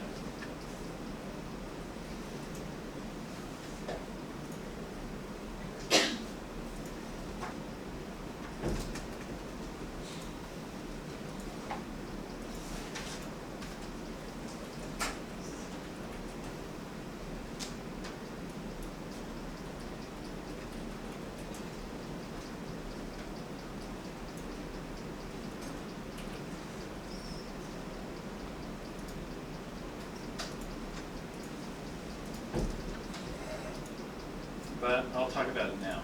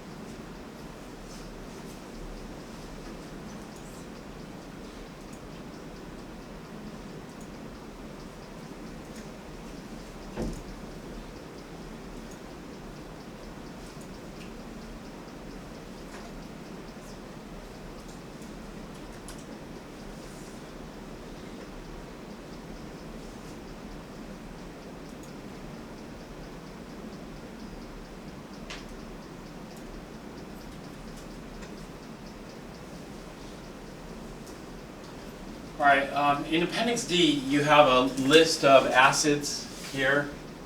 These are all Bronsted acids here. And Lewis acids. Bronsted acids are all Lewis acids. And then you have a list of bases here.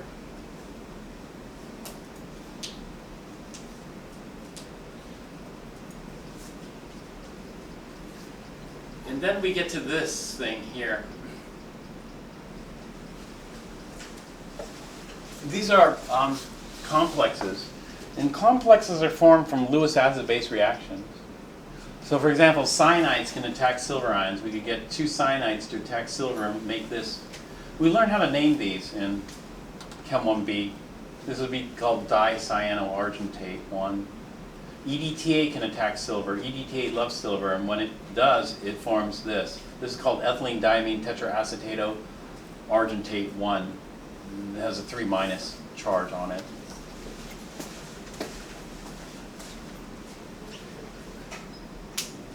And so we have to make sure, when we're looking at reactions, we need to make sure that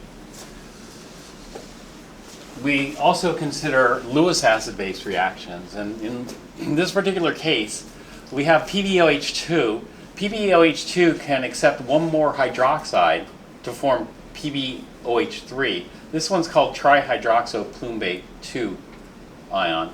And it's an aqueous species. So what you can do is you can take lead 2 hydroxide, which is a solid, and if you add too much hydroxide, you end up forming this.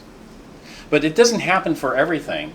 Normally when we try to do precipitations, we add excess. Like for example, I tried to precipitate all of one species, I add excess of the precipitating agent. Sometimes you have to be careful and not add too much hydroxide, otherwise you'll lose the precipitate. So it's really weird. The precipitate goes up and then all of a sudden it disappears. You get no precipitate even though we expect a precipitate to form, and that's because this, what we call side reaction, occurs here. So we have to watch out for this when we're doing certain precipitation reactions to make sure that we don't have complex formation. So let me give you an example of the case. Or we do this. Let's say I try to precipitate out silver ions. If I try to precipitate out silver ions, then I add chloride. Now, is there going to be a significant problem with adding excess chloride? Well, no, because it looks like what we call the chloro complex of silver is not a big problem here. Otherwise, it probably would be listed here. It's a small problem. So, precipitating out silver with chloride, no problem. However, let's say I try to precipitate out aluminum with hydroxide. If I try to precipitate out aluminum with hydroxide, is there a problem with adding too much hydroxide? Yes.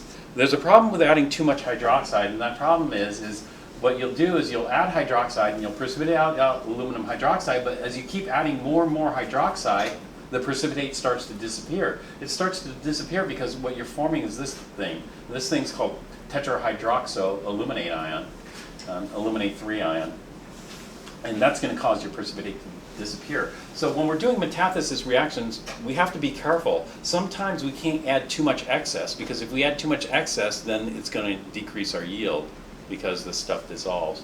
And so it gets a little bit complicated. But this is the type of stuff that, okay, can we figure it out theoretically? What precipitation reactions are going to give us trouble? No, not really. This is pretty much all observational studies, experimental studies, and then you compile these data in tables like this. And so the exact same problem, the problem of the disappearing precipitate, would happen with aluminum as well as it happens with lead. And so this is the reason why this was correct, oops.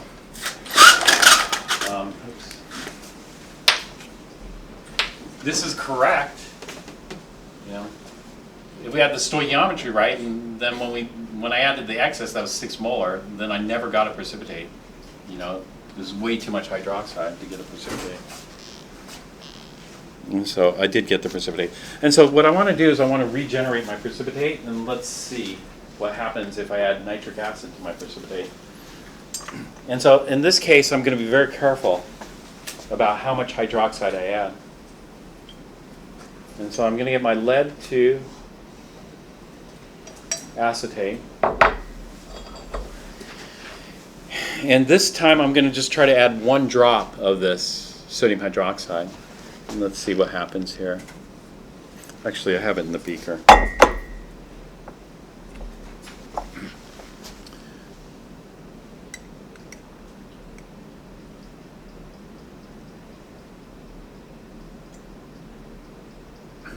Okay, do you see the cloudy white? Yeah. Okay, I'm going to add 2 drops of sodium hydroxide.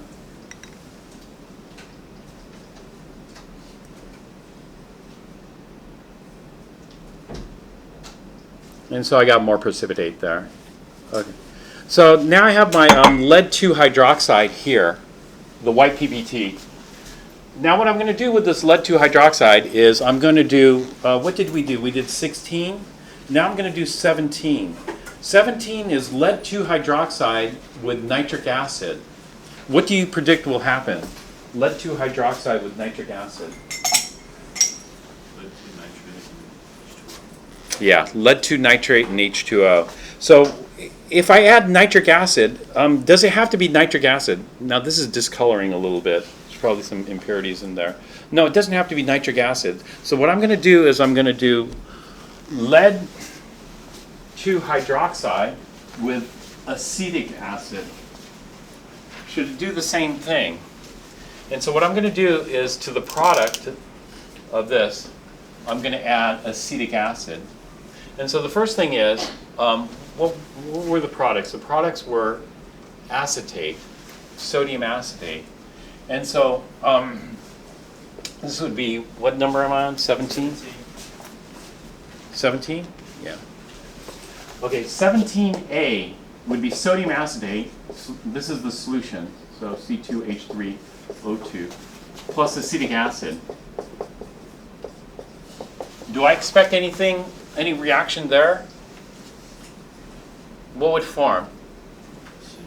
Same thing, so no reaction. So I don't have to worry about it. Okay, then I'm going on 17B, I'm going to take lead 2 hydroxide and acetic acid. What should form here?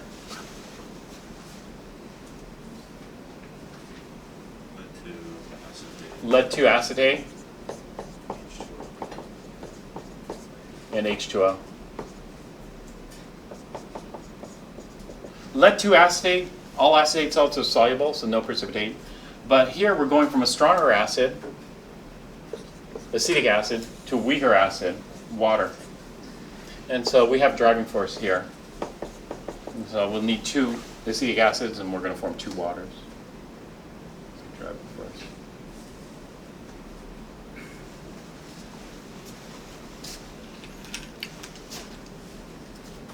All right, so the acetic acid should be able to dissolve my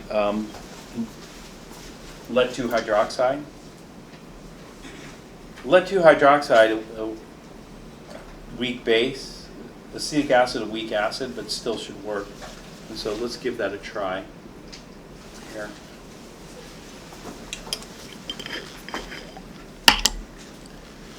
So I'll take this. My lead 2 hydroxide is discolored a little bit. It's from contaminants in there.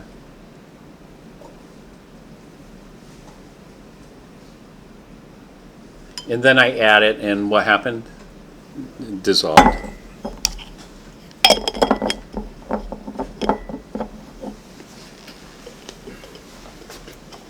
Okay, what's the ionic equation and then ionic equation for 17B?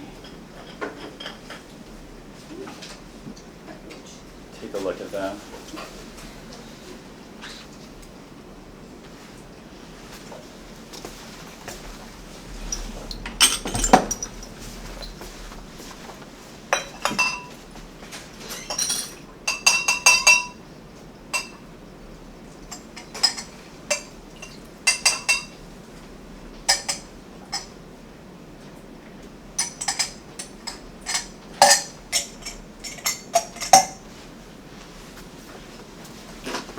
So lead 2 hydroxide, ionize or leave alone?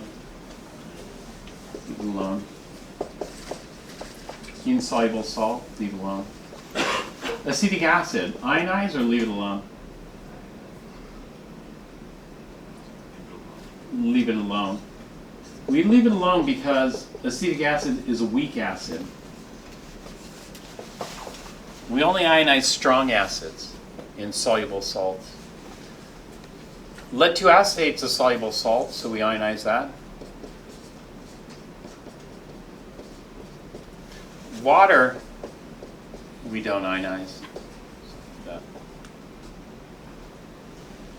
Okay, so this is the ionic equation. Are there any spectators in this one?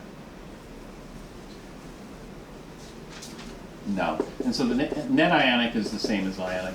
So lead ions are colorless, acetate ions are colorless, so we end up with a CCS, a clear colorless solution. The precipitate dissolves. Okay, number 4. Tell me what's going to happen with that one.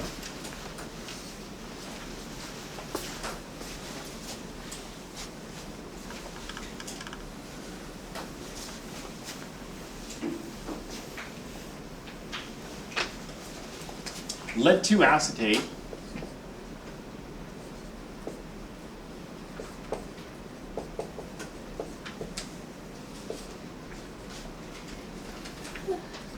plus ammonia, aqueous ammonia.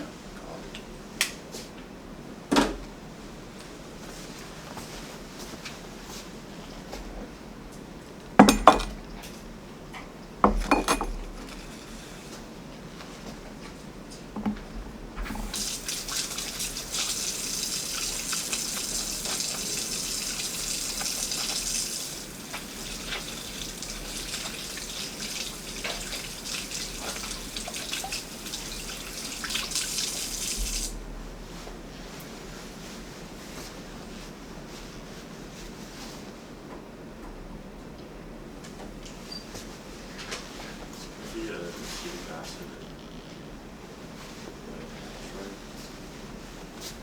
Acetic acid and lead nitride or nitrite. Let's take a look. This one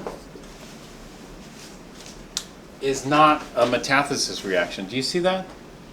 Because metathesis reaction are favorable ion combinations, but ammonia is a molecular compound, not an ion, and it's not an ionic compound. It's molecular. And so we would look at maybe redox or acid base, but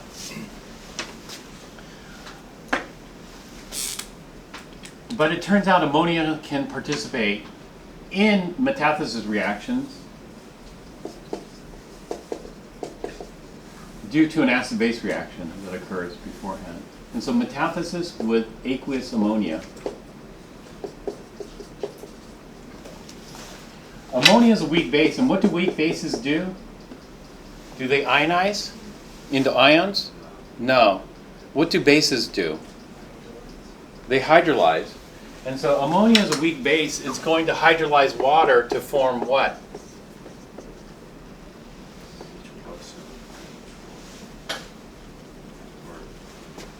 This is the base. This is the acid. So we're going to form NH4 plus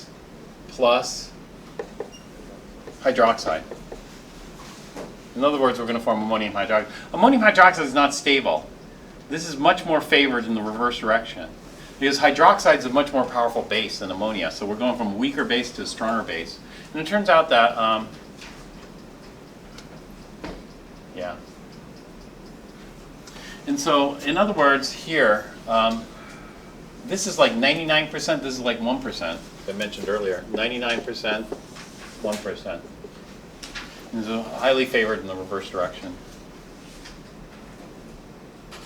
But it turns out this 1% is enough to conduct electricity. You know, this lit up the light bulb pretty well. And it also turns out that this is enough to cause metathesis reactions to occur. And so when we have a situation like this, what we do is we add water to this. When we add water, we can have hydrolysis occur. When we have hydrolysis occur, then that's going to form a little bit of ammonium hydroxide, which we'll write in quotation marks here. It's not a lot, it's a little bit. But that little bit is enough because it's enough to precipitate out a lot of hydroxides because hydroxides are highly insoluble. And so because of this hydrolysis reaction, we form a little bit of ammonium hydroxide. And so this is how we're going to figure out the products of this. This is going to be our AB. This is really our CD. So we're going to have AB plus CD yields CB plus AD, whatever. And so we're going to get ammonium acetate plus lead hydroxide. We know the lead hydroxide is going to precipitate, so we should end up with a white precipitate here of lead hydroxide. And so we can use aqueous ammonia to precipitate out hydroxides because aqueous ammonia, you know, being a weak base, forms a little bit of hydroxide, and a little bit of hydroxide is enough usually to precipitate these things out. And so in this case, we'll need 2 ammonium hydroxides for every lead-2 nitrate. We're going to form 2 ammonium acetates here, and so that's balanced. And if we have 2 ammonium hydroxides, this is going to result in 2 ammonias and 2 waters. Okay. Now, when I write the CE is just this. I don't write ammonium hydroxide in the CE. I just use ammonium hydroxide to predict the products. And the reason is this. Let's say you went to the chemical store and you asked to buy a bottle of ammonium hydroxide. And so you go over to the chemical store, you buy a bottle of ammonium hydroxide, they give it to you. You take it home, and when you get home, you realize, wait a minute, this bottle of ammonium hydroxide is 99% ammonia, 1% ammonium hydroxide. So you go, well, that's not what I asked for. So you take it back, and they replace it. They give you a new bottle. And so you take the new bottle home, and it comes back as 99% ammonia, 1% ammonium hydroxide. So now you're getting really upset, and so you write a scathing review on Yelp, something. But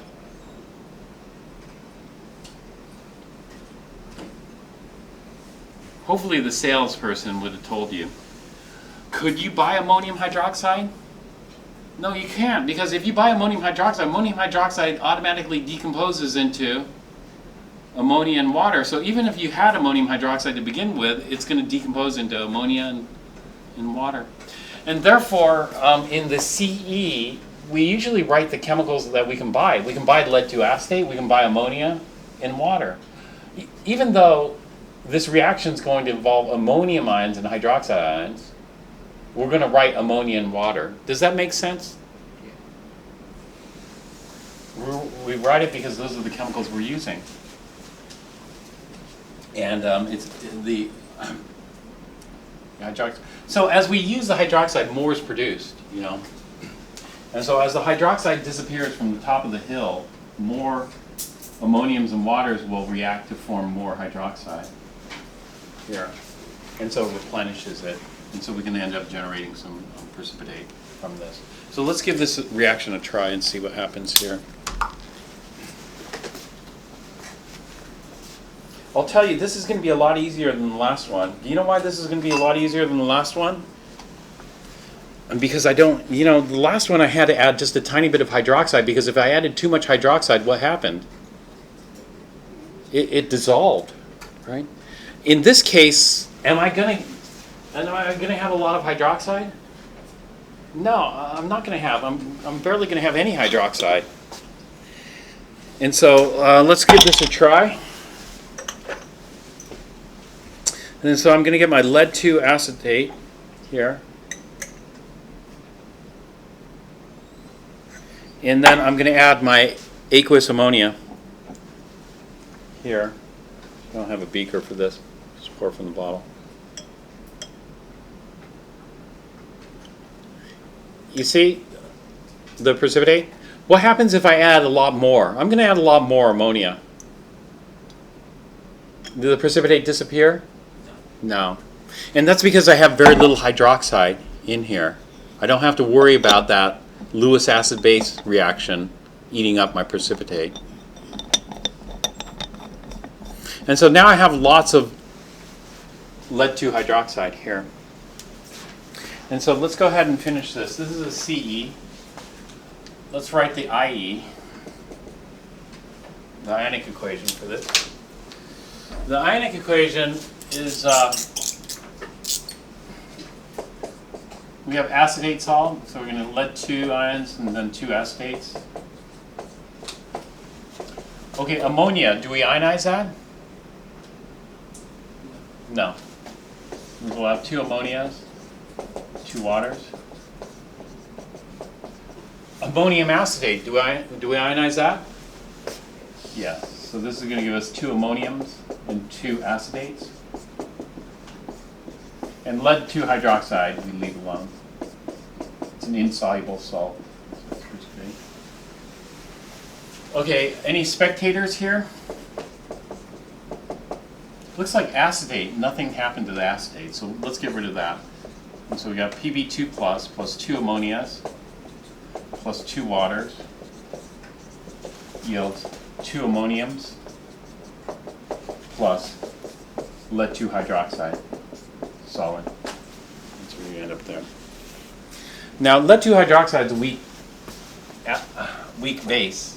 You know, the soluble hydroxides are strong bases. The insoluble hydroxides are weak bases. So this is a weak base. So we react this with any acid. So for example, acetic acid, almost any acid. Acetic acid will work. Water wouldn't work. Water's too weak of an acid. So we need any acid stronger than water. So let's go ahead and react this with, which acid should we react it with?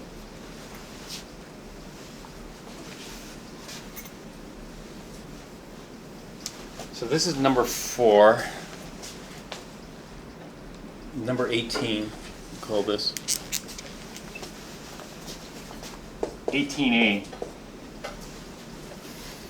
What acid should we use? I'm going to use hydrochloric acid this time. Or actually, hydrochloric is not good. You know why I'm not going to use hydrochloric acid? I'm not going to use hydrochloric acid because chloride likes lead ions also. And chloride can result in a precipitate, white precipitate. And so I might have a white precipitate of lead 2 hydroxide, but if I add HCl, I'm going to have a white precipitate of lead 2 chloride. So I'm not going to use, I'm going to use nitric acid for this. And so in 18A, we're going to see, does nitric acid react with ammonium acetate?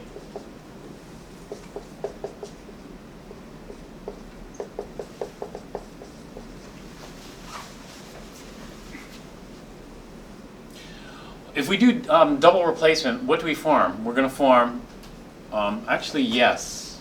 What would we form here? Ammonium nitrate and acetic acid.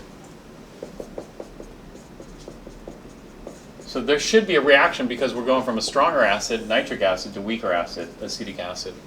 So I should smell that. There is potential for redox because ammonium is electron rich and acetate is moderately rich. But in solution, it's unlikely. You know, it's pretty dilute. Okay, so this is the CE. The IE for this, ammonium salts are all soluble. Soluble salts we ionize. So this is going to ionize to ammonium and acetate. Acetate salts are all soluble too. So those will ionize. Strong acids, ionize. H plus nitrate. Soluble salt ionizes. All ammonium salts are soluble, and all nitrate salts are soluble. Weak acids do not ionize.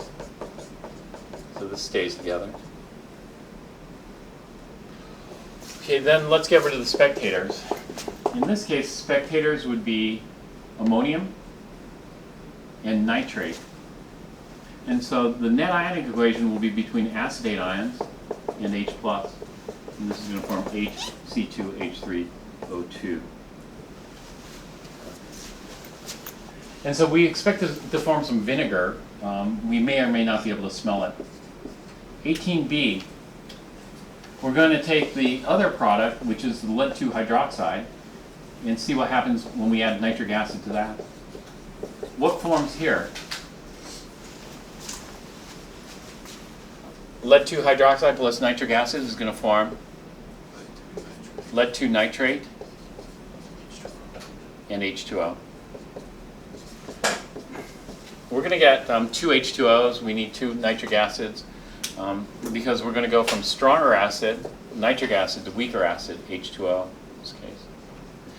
Nitrate's out to soluble, so there's no precipitate, there's no gas formation, just stronger acid to weaker acid. This is the CE. The IE is insoluble salt, leave alone. Strong acid, ionize. Soluble salt, ionize. Water, leave alone. Okay, the NIE here, nitrate looks to be a spectator, so we're going to take our solid lead 2 hydroxide and attack it with acid, 2H plus, to form lead 2 plus 2H2O liquids. And so our precipitate should dissolve with addition of nitric acid. So let's see what happens here to our precipitate. I'm going to add the nitric acid. And do the flick technique to mix it.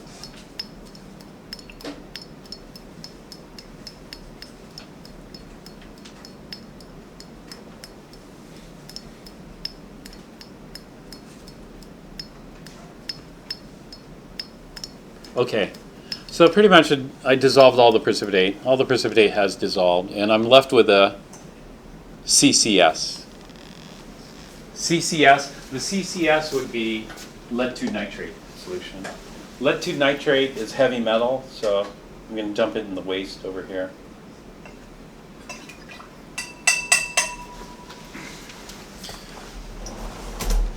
Okay, what's next?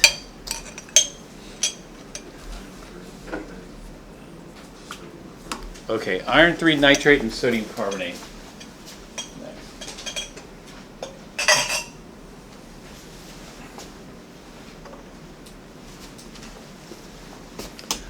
Iron 3 nitrate. This yellow solution. Well, this is dirty.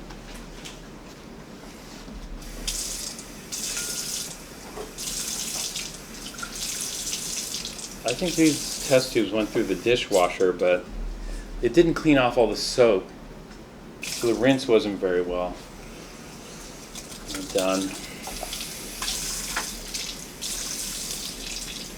This is still really soapy. Grab another test tube here.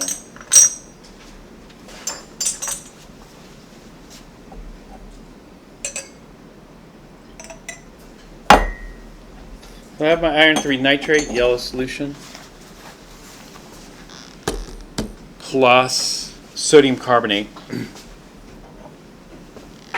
CCS. What color do you think the precipitate's going to be? Yeah, orange, rust-colored precipitate. Do you know what the precipitate's identity is?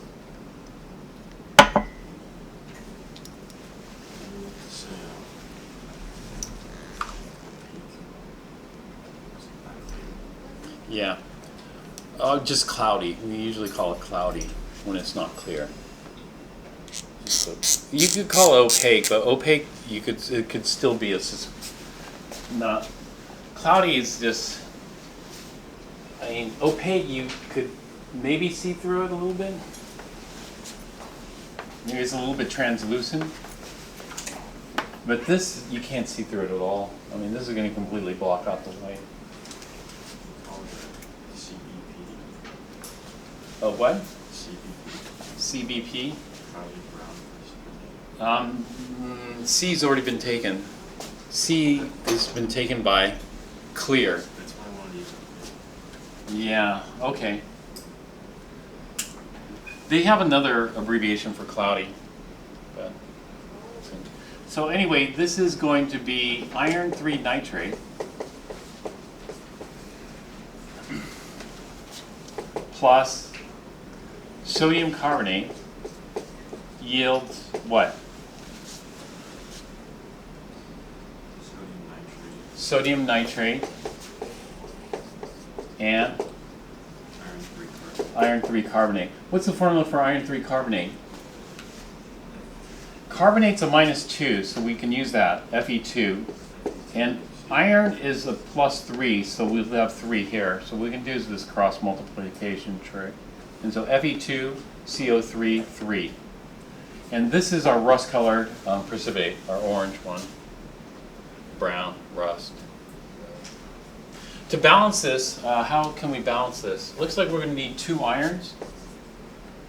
And how many carbonates?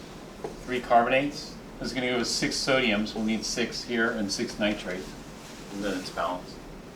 The driving force for this, sodium salts are soluble, nitrate salts are soluble, but carbonate salts are insoluble except for group 1 and ammonium. So this is going to be precipitation.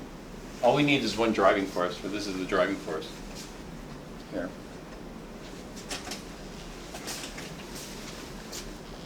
Okay, then what we're going to do is we're going to try to dissolve it. Just check it out now. Let's try to dissolve it.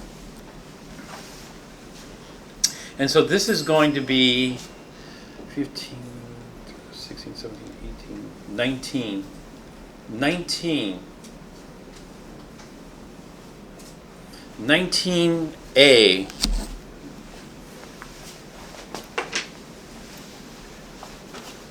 Actually, before we do that, let's finish this one up.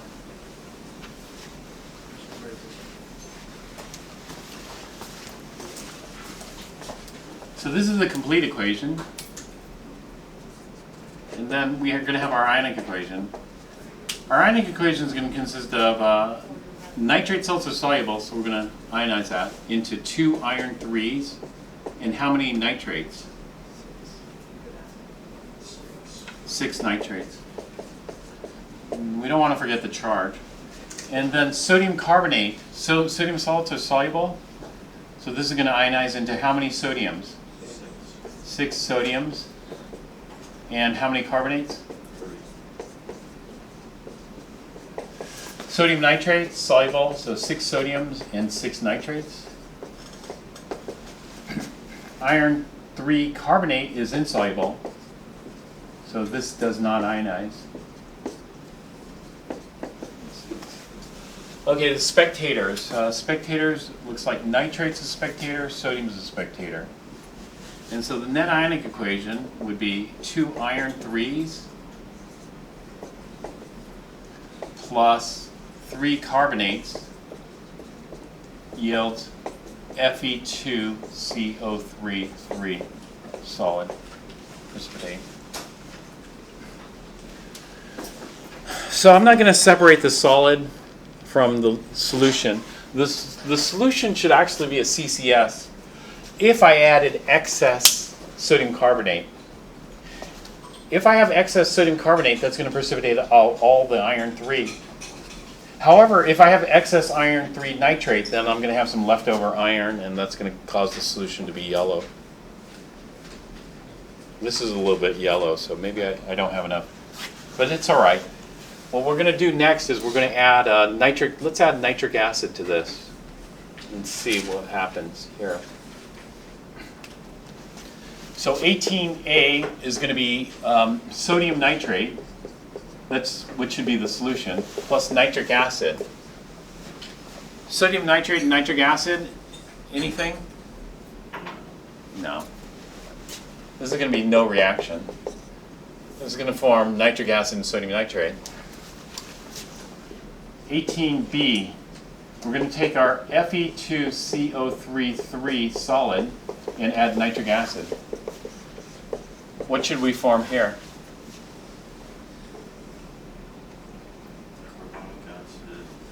Carbonic acid and iron 3 nitrate.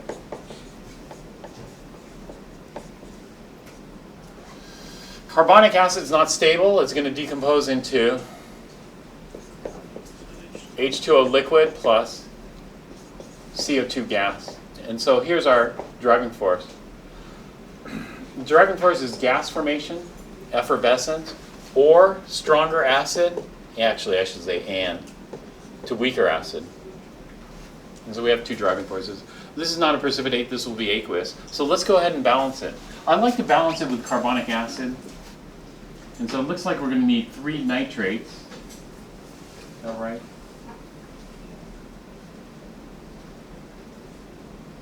And we have 3 carbonates here. We'll need 3 of these. Actually, that's not quite right, because if I have 3 carbonates, then I'll need 2 irons, which means I need 6 nitrates, which means I'll need 6 nitric acids. Okay, if I have 3 carbonic acids, then that's going to lead to 3 waters and 3 CO2s. And so this is the CE. The IE is going to be, okay, this we don't ionize.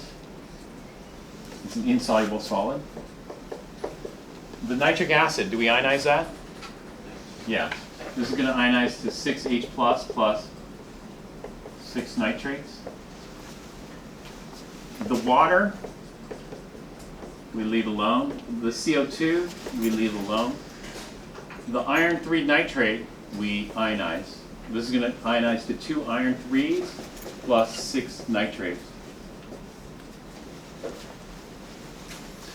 The NIE for this is going to be, okay, nitrates as spectator, and that looks like it. And so this is going to be Fe2CO3, 3 solid, plus 6H plus.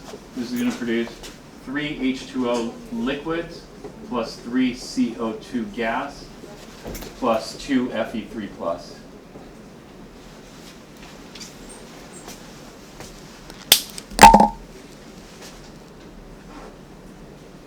So I'm going to get my nitric acid and C. I should be able to dissolve the carbonate precipitate. And do you see the bubbles of gas form? A little bit of effervescence there.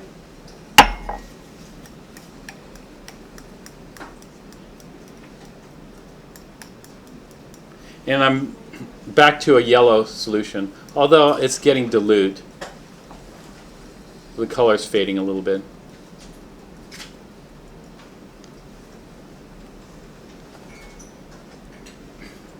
Okay.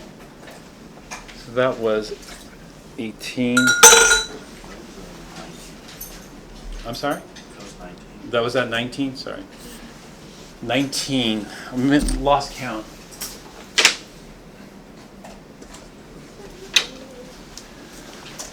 All right. Then we're to iron 3 nitrate plus sulfuric acid. So what should form here?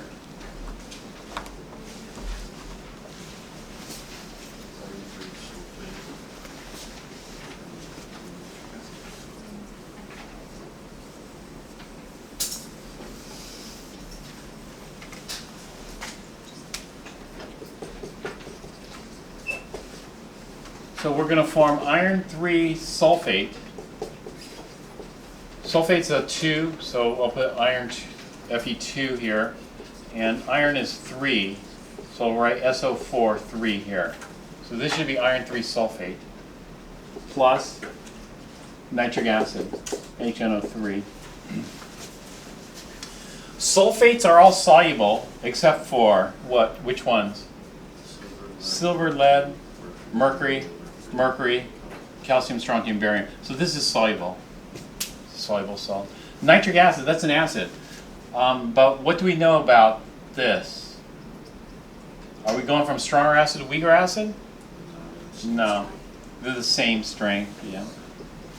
And so we're going from a strong acid to a strong acid. Equal, because of the leveling effect.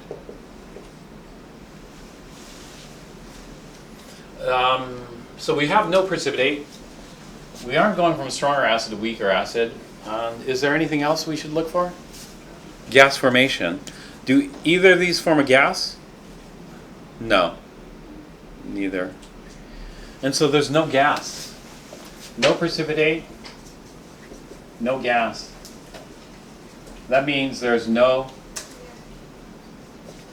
reaction. There's no driving force.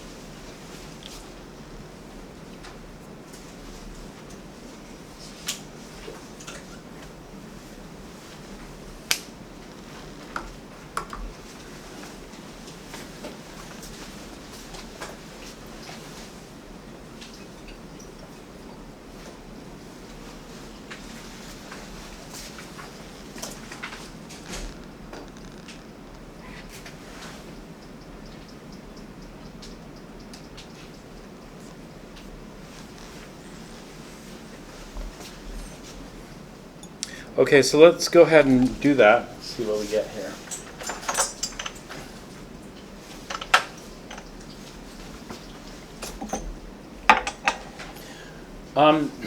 Do you know another name for iron 3 nitrate? Did I ask you this? This bottle's labeled ferric nitrate. Ferric nitrate is another name for iron 3 nitrate. If iron 3 nitrate's ferric, what is ferrous nitrate? Iron 2. Yeah. That's good. And my sulfuric acid? And what do you expect to happen? Nothing. Oh, something did happen. Do you see the color disappear? The color disappeared because it's pH sensitive. These complexes are pH sensitive. In fact, there's here. Let me show you one other one.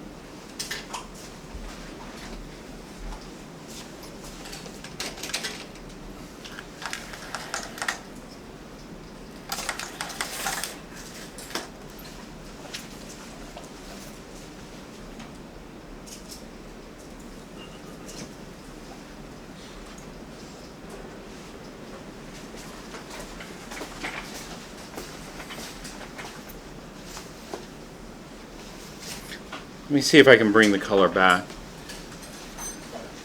Iron 3 in water is kind of interesting. What happens is when iron 3 gets in water, these waters really interact strongly with the iron. And we call this a complex, just like the lead. And this is also in Appendix D. Let me take a look at Appendix D. Or it'd be something similar to this. And so what happens is the pH, it's acidic. Iron 3 is acidic. So it's more acidic than HNO2. This is iron 3 in water, but less acidic than phosphoric acid. And normally when we think of iron 3, there are two ways of thinking about iron 3. One, it's a Lewis acid. Or two, it could be a Bronsted acid. We can imagine it as being a Bronsted acid if these waters were strongly attached to the iron. And so those waters become quite acidic. And so the color did change. We can adjust the pH by adding a little bit of base if this becomes too acidic. And so I added a little bit of base, but do you see the yellow color coming back? And so this is a pH thing. We're not going to worry about it too much. It's not a reaction that we worry about. Okay, well, what's next? Okay, what do you think is going to form here?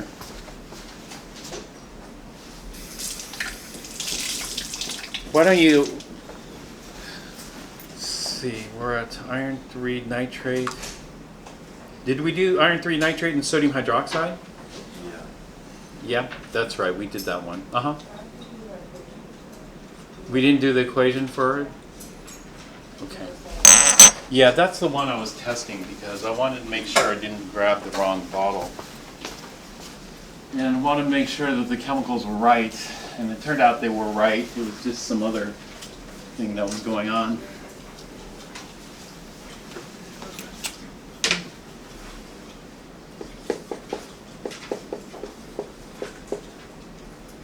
Iron 3 nitrate plus sodium hydroxide. And this is going to yield iron 3 hydroxide plus sodium nitrate.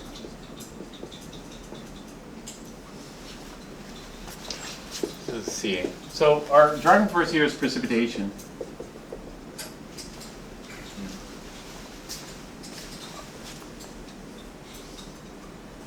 Okay, then to balance this, we'll need 3 sodium hydroxides and 3 sodium nitrates.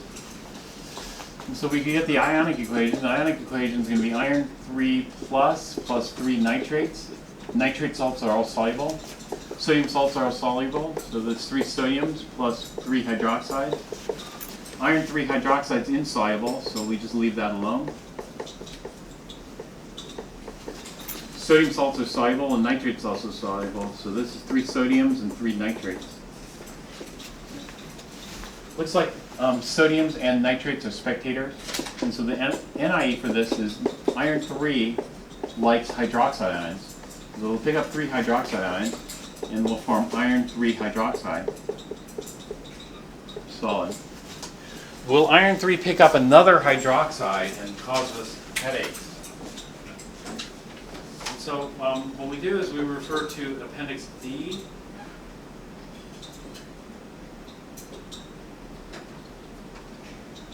My Appendix D.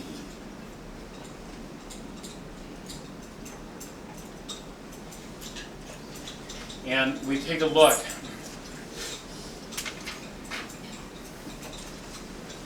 If I add too much hydroxide to iron 3, am I in for trouble? No. And so this is going to behave quite a bit differently than the lead. The lead was giving me headaches. You know, I wasn't getting the precipitate that we had predicted. But if I take my iron 3 nitrate and I add my sodium hydroxide to this, usually when I want to do this, I want to precipitate out all the iron. So I'm going to try to get all the iron by adding excess hydroxide. Oh, Elizabeth, can you work over there in the room over there? Thanks. So I got my precipitate here. But what happens if, you know, there's still some yellow. Do you see the yellow there? I want to get rid of all that. And so I'm going to add excess hydroxide to make sure I get rid of all the iron out of solution. Let's mix this up. In fact, I'm going to add more hydroxide.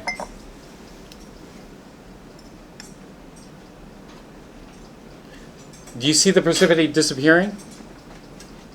No. So I don't have to worry about this Lewis acid-base reaction in this particular case. Here.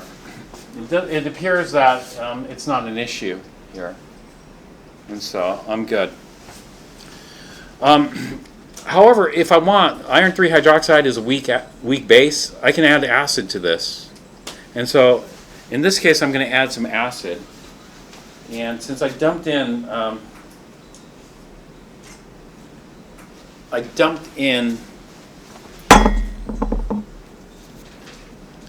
bunch of hydroxide, when I add acid, the first thing I have to neutralize is the strong base. Since there's a whole bunch of excess sodium hydroxide in here, sodium hydroxide is strong base, right? And so the first bit of acid I add in here will have to neutralize all that extra strong base I have in here. And so I might not see any of this disappear until all that has been neutralized. Okay, now I can start attacking the precipitate. You see the precipitate down here? So let's try that.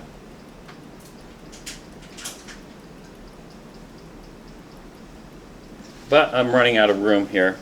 So let me decant this into, I have a waste down here. And so I still have precipitate there. And I'm going to add some more nitric acid.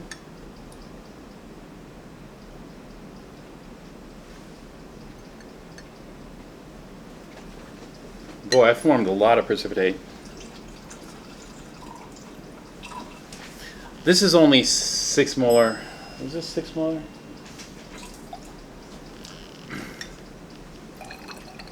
Okay, finally, I got rid of all that. Formed a huge amount of precipitate. Now I'm back to iron 3 aqueous. All right, so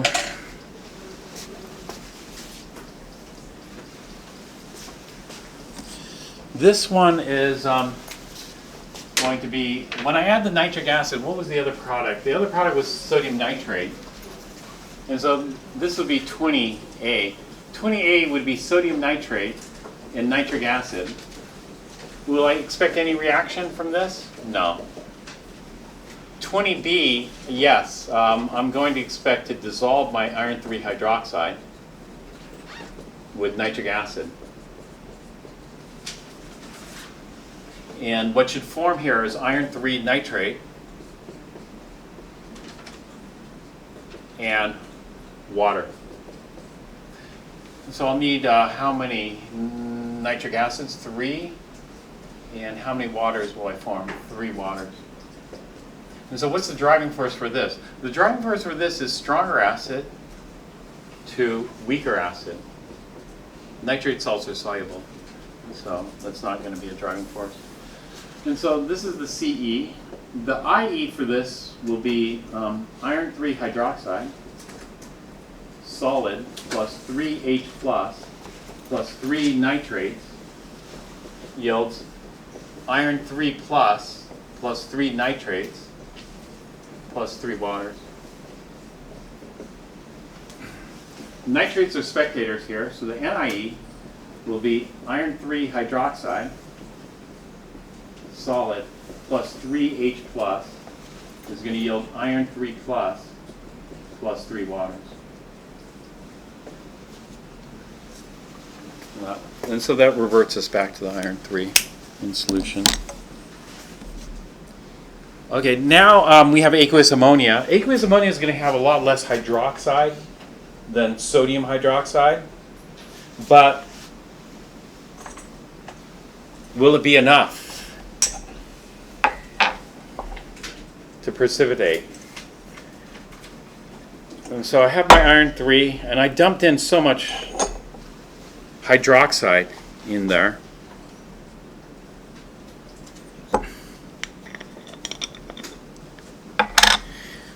And so let's add the ammonia to this. Is it enough? Do you think I'm going to have enough hydroxide? That 1%? And the answer is plenty. You see I got lots of precipitate there. So iron 3 hydroxide. So it turned out it was plenty enough.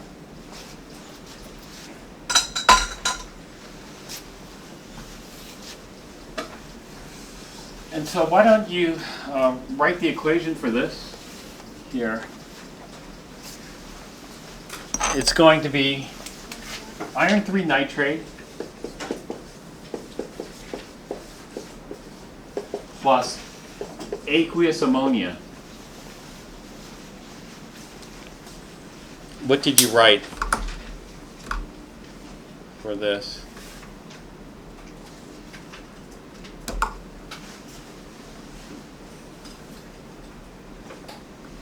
You have it? Okay. That's a C. Complete. Yeah, the complete. That's the, Fe, NO3, 3 plus aqueous ammonia plus H2O liquid. Results in iron 3 hydroxide solid plus 3 ammonium nitrate. Okay. Is this balanced? I have 3 NH3, 3 H2O. Okay, that's good. And that's going to give us 3 ammonium nitrates here. And so you could use this to help us. So it's just an AB plus CB type reaction. Good. What did you do for the ionic? It's at 3 NH3 plus 3 H2O plus Fe3 plus 3 NO3 minus.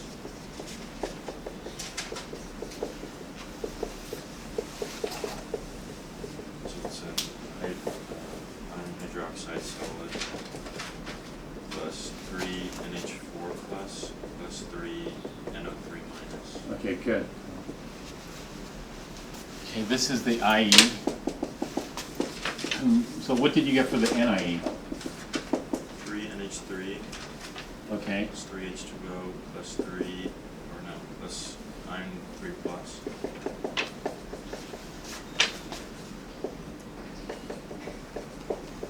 Okay. Results in iron 3 hydroxide solid and 3 NH4 plus. Yeah, that's right. 3 NH4 plus. And then we can dissolve it. This is a weak base. Iron 3 hydroxide is an insoluble hydroxide, weak base. So we can take any acid and dissolve it. Will acetic acid be enough? Acetic acid is a weak acid. Do you think so? Well, let's give it a try. So will acetic acid be enough to dissolve my iron-3 hydroxide? And let me just finish off with this since we're out of time here. Acetic acid, where did I put it? Well, I'll just have to use this out of the bottle. Oops. So it's a weak acid. Will it be enough? What do you think? Acetic acid? Yes.